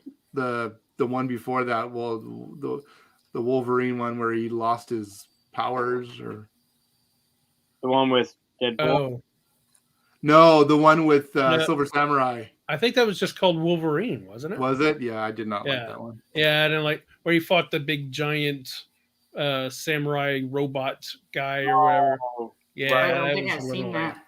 that was like Mifune's mech in Matrix 3. I like the beginning of it. I Yeah, like me the too. Beginning of the Wolverine. movie. Yeah, yeah, Yeah. that was a very good part. I can't wait for them to reboot the X-Men in the MCU somehow. I don't know how they're going to do it, but I Why? There's so many stories that haven't been told. because X-Men is what I read growing up. Like I didn't really read Avengers and stuff like that. I read, Spider-Man and X-Men. Yeah, me too. So, I liked at the time the X-Men that came out when they did, but now in comparison with what the MCU can do and what they've created since then, I really can't wait to see like the kind of quality stuff they can make with X-Men. Oh yeah. Yeah, I mean, the stories in X-Men were always, well, like I said, I didn't read all of the Avengers and stuff, but I always felt like X-Men stories were so much more personal and emotional. sure. So Well, they deal with the human condition of Right. Persecution and all that stuff. Right? racism and all kinds of stuff. Yeah, I mean, That's good. It's really unfortunate that the reboots have such a large focus of the industry as opposed to creating new content. yeah, I mean, it doesn't have to be the same stories or anything, No, but No, but then you get a whole bunch of new actors every time that they reboot something. It's Yeah. But you're going to Yeah. sell more tickets to a Wolverine or X-Men movie than you are to a deep cut, like Night Stalker movie or Sleepwalker movie. Like there might be some fans of Sleepwalker. That's a big one too. But yeah, I got like the first 10 issues of Sleepwalker. Sleepwalker is great. It's great. so Sell more tickets to a Fantastic Four reboot than you are to anything that's new, right? Because people know that stuff. They don't know Shatterstorm or whatever. yeah, I'm really. It makes me sad that universally, not just in movies, but universally, IP carries such heavy weight now, as opposed to new original work. Especially in the board game industry. Pardon? Especially in the board game industry. Especially in the board game industry, and in any industry, it's like, how many really great new creations are being passed over, in favor of a run-of-the-mill IP based title. See, but I look at it in a more positive viewpoint because they used to do IPs and just spit out garbage. But now the reason why IP stuff is becoming so strong is because they're finally putting talented people behind the IP stuff. I agree the stuff that they're putting out is way better, but I think the Lady Justice of it is way heavy. It's too heavy on one side. That the other products are suffering because of that. You look at any cinema, any multiplex, and I challenge you to find stuff that's not a reboot, not a big kids IP, not a geek IP. It's there. It's there, and it's there because the stuff has gotten better. But if you're saying, like, I mean, some good movies are still being made, but they're not hitting the same marks as they used to because they're up against those things, is what you're saying, right? Yeah. But if they're good, they're going to be discovered and talked about and spread out. People will see them, right? But Yeah, just because I don't see a big stage for a Shawshank Redemption type don't do movie. that. Please Well, don't Mike- remake that. The movie's great as is. No, I know. I don't see a big stage for another like a Shawshank Redemption type film where Right. it's what is this? And I've never heard of anything like this before. But oh my god, was that ever an amazing show? Yeah. Yeah. I don't think just because you can get somebody big or do something bigger with it means you need to remake the Goonies or remake Gremlins. Yeah. Leave it Yeah. alone. Don't do that again. There's no reason. But doing a Gremlins, right, with better CGI, whatever we've learned from Yoda going from Muppet to CGI. If you do a Goonies remake because it could be darker and be like, look at the New Mutants, right? It's not. It's going to make money because of the fans of the show, but it's not. I don't think it's. You don't do that. Another thing that really bothers me is, and this is probably the amount of media that I've consumed over my 48 years on this earth, is On this watching. Pardon? on this earth, like you've been On on other Earths, but on this Earth, That's a story for another day, Michael. I like it. Is watching shows, and technically we're not supposed to know who the villain is, Mhm. but I'm like, I recognize that actor. He's not going to be just a background scenery person. Yep. That's going to be the villain. Spoiled. Right, but is that I mean- because you're well versed in? Yes, I think so. Right. I think so. I would agree with this. Board games are still safe. Yeah, I agree with that too. I I don't know about that. I see more and more IP stuff bleeding into big name board games being made that are making way more money than they should over stuff that's more indie, more creative, more fun. I don't know about more money than they should. I mean, Skyrim was just on GameFound, right? I don't know what they ended on, but I'm sure it was $1 million or $2 million or whatever it is, or But nobody getting Skyrim went, it's either that or it's Everdell or something like. I mean, that's two different audiences. Right, but I mean, you're gonna make the Marvel United, the X-Men United,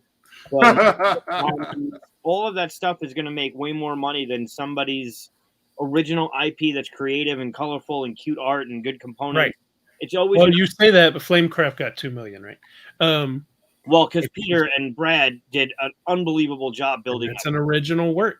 Right. Well, I mean, consider this then, and included in movies and shows, maybe IPs being so good have become the fire that good stuff has to make it through.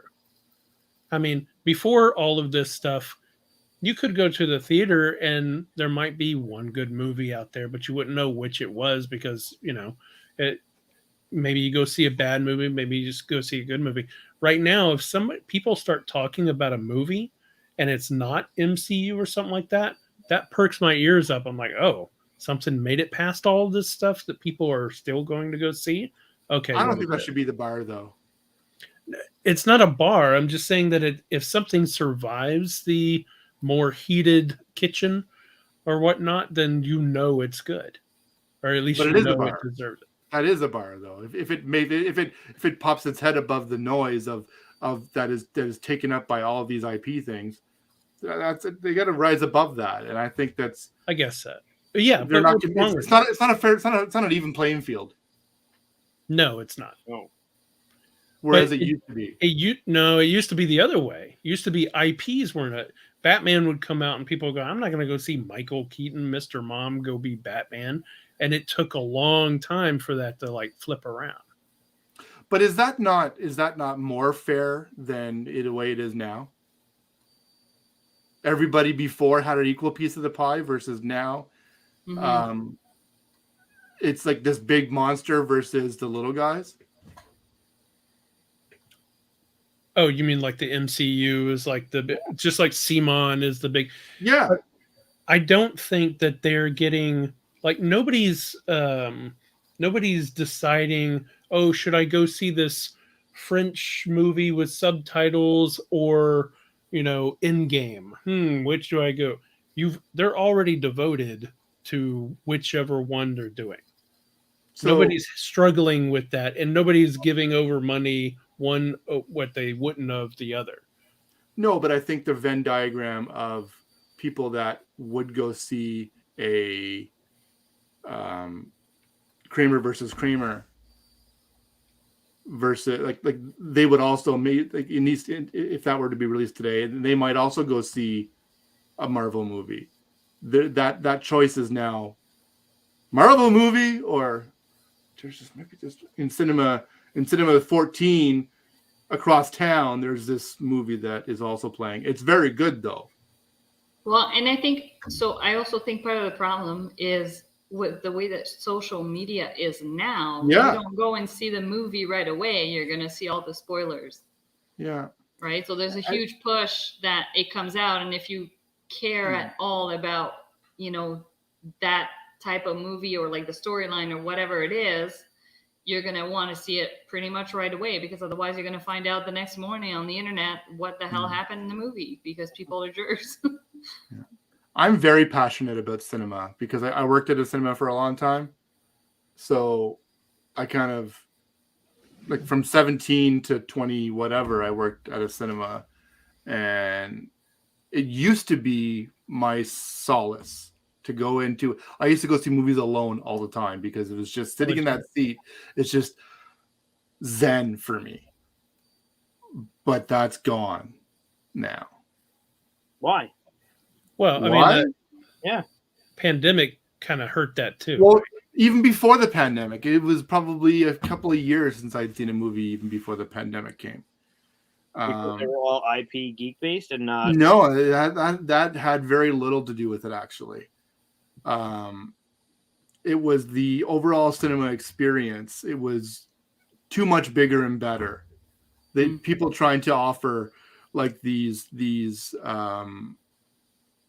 getting full meals at your thing, and it's like, you know what? Give me my candy, my popcorn, my pop, and let me go. Yeah, this shouldn't be a medieval. What is it? Medieval times. Medieval times, experience. yeah. I'm You probably guys in the have that in the minority. US? Medieval times. Okay. Yeah, I'm it shouldn't probably be in the- like that. Yeah, I mean, I know I'm in the minority of opinions here, but there's some movies that I would go to. Like here we have Alamo Draft House, the same thing where you can have a full meal and beer or whatever and watch it. I would never go see Avengers like that. I would never go to that theater for that. But I'll go see like a comedy. I'll go see Liar Liar or whatever it is, and because it doesn't matter if you have a little light to see your food and stuff. Again, just like we said before. I'll watch Modern Family while eating, but I won't watch Hawkeye while eating. Yeah. And then there's the price. Those places are so distracting. Like I get aggravated when the person in front of me gets up for the second time to go to the bathroom in a normal theater. Now I got a waiter coming over asking, "Can I refill your drink? Do you need anything?" You got to hit the buzzer for the check. Like all of that stuff.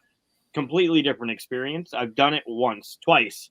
I actually did it for Star Wars, but everyone that we went with were Star Wars fans. I don't think anyone ordered any food. They were really comfy chairs, but everyone was focused on the movie, not on the food and the drink.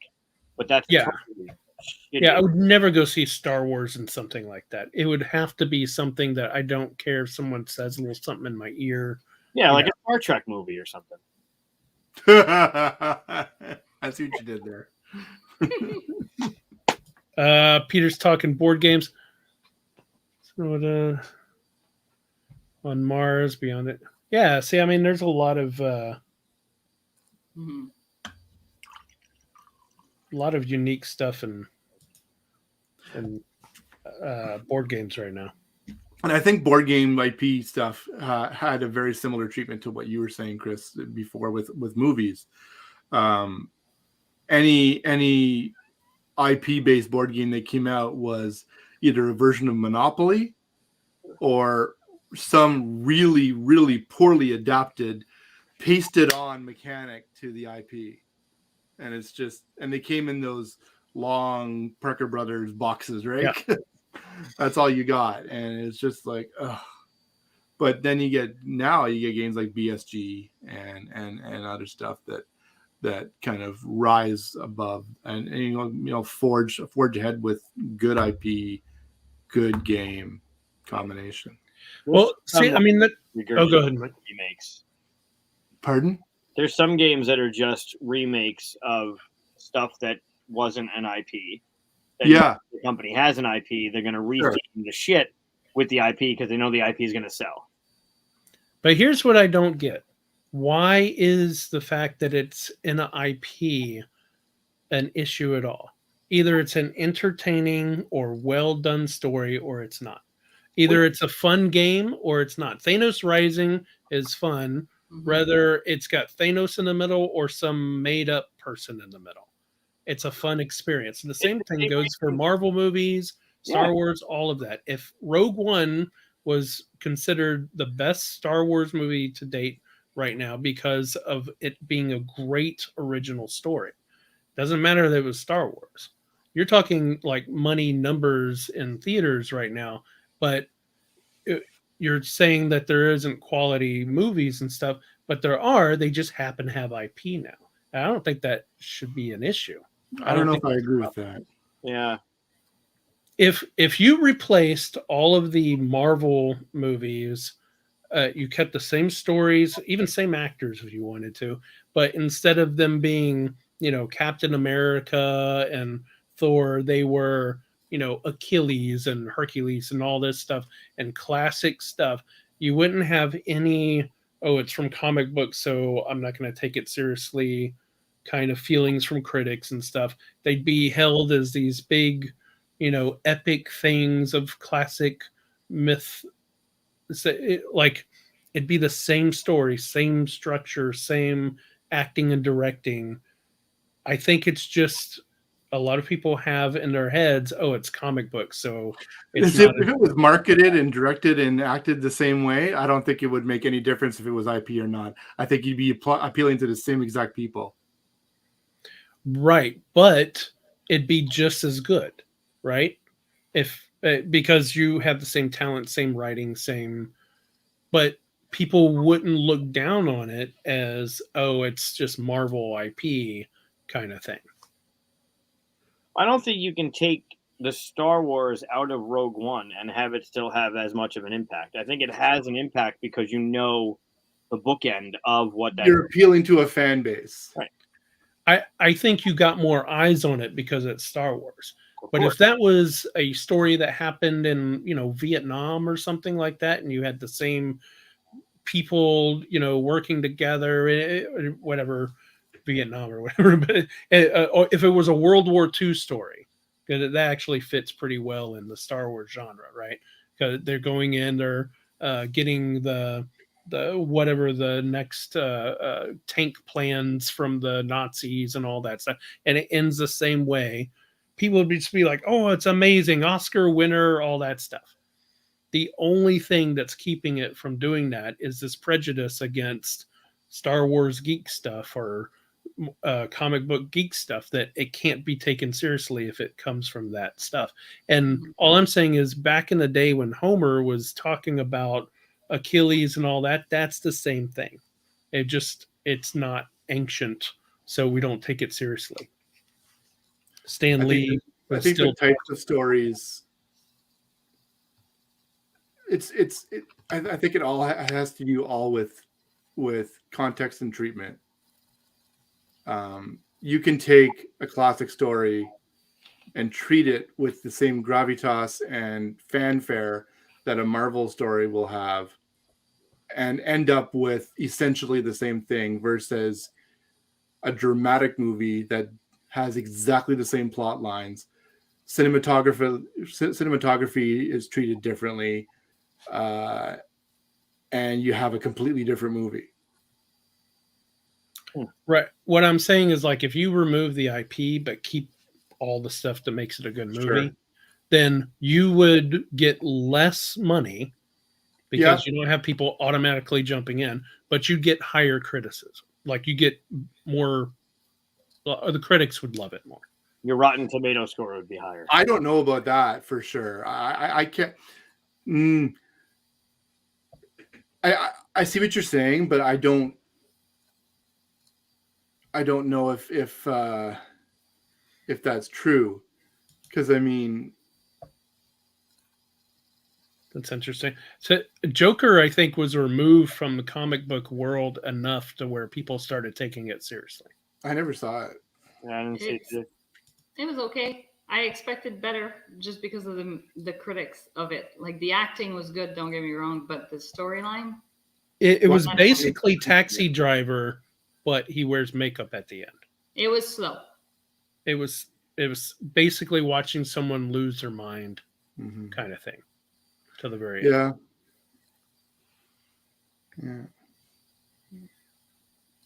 Yeah. I don't think that the IP thing is such a bad deal, as long as what they're making is quality stuff. Mm-hmm. I think part of the thing that really kind of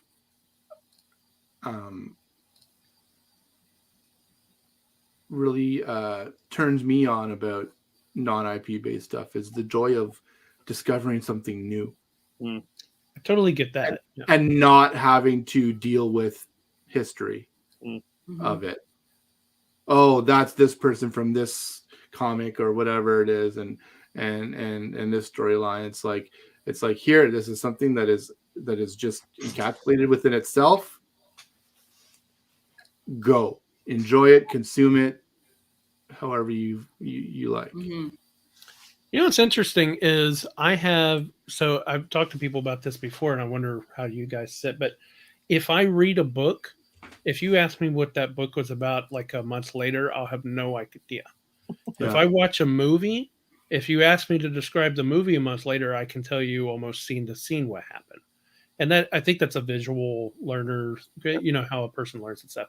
So I'm wondering, how do you, for you guys, is that the same way? And does that influence things? Because I've had people say stuff kind of similarly that, oh, you know, I watched Avengers, but I forgot about where that guy came from and all that stuff. So because I have such a good memory for movies, maybe I forgive it so much more. I don't have that issue. That's Whereas, I think it's a guy thing, honestly.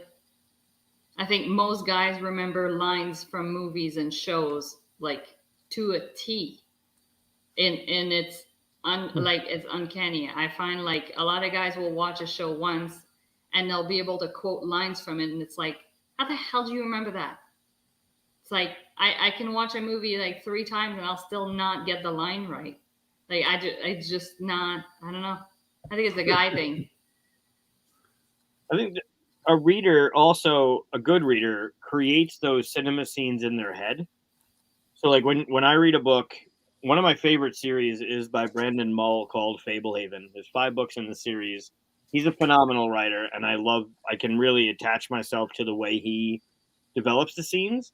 But as I'm reading the story, I'm creating those movies in my head. Yeah.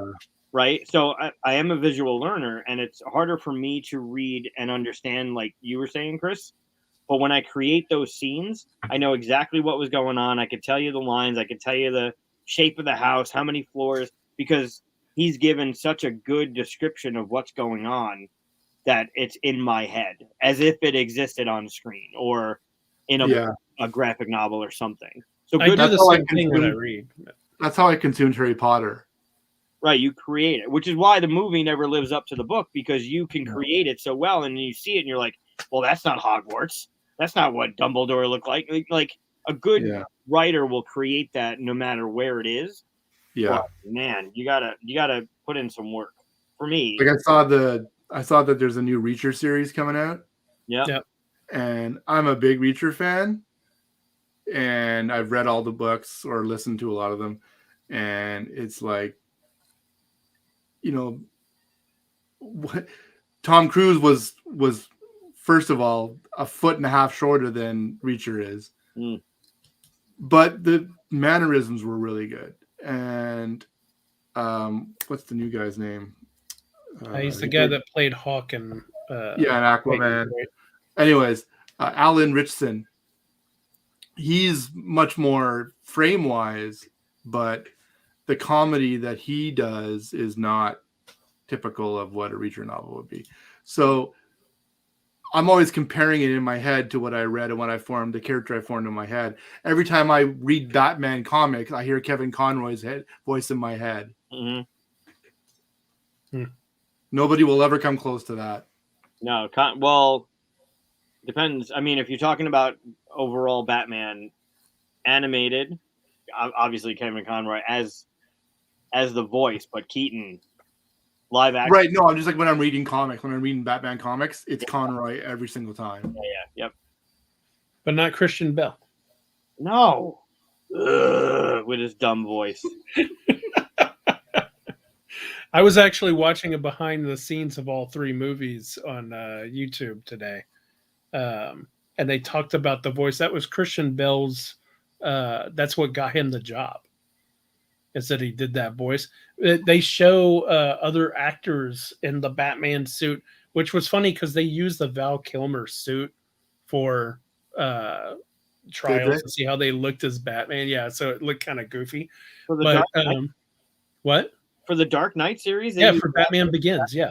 Oh, wow. They used it for just to see how people looked as Batman. So for everybody who tried out for Batman, they had them do a scene as Bruce Wayne and a scene as Batman because you have to be good at both, right?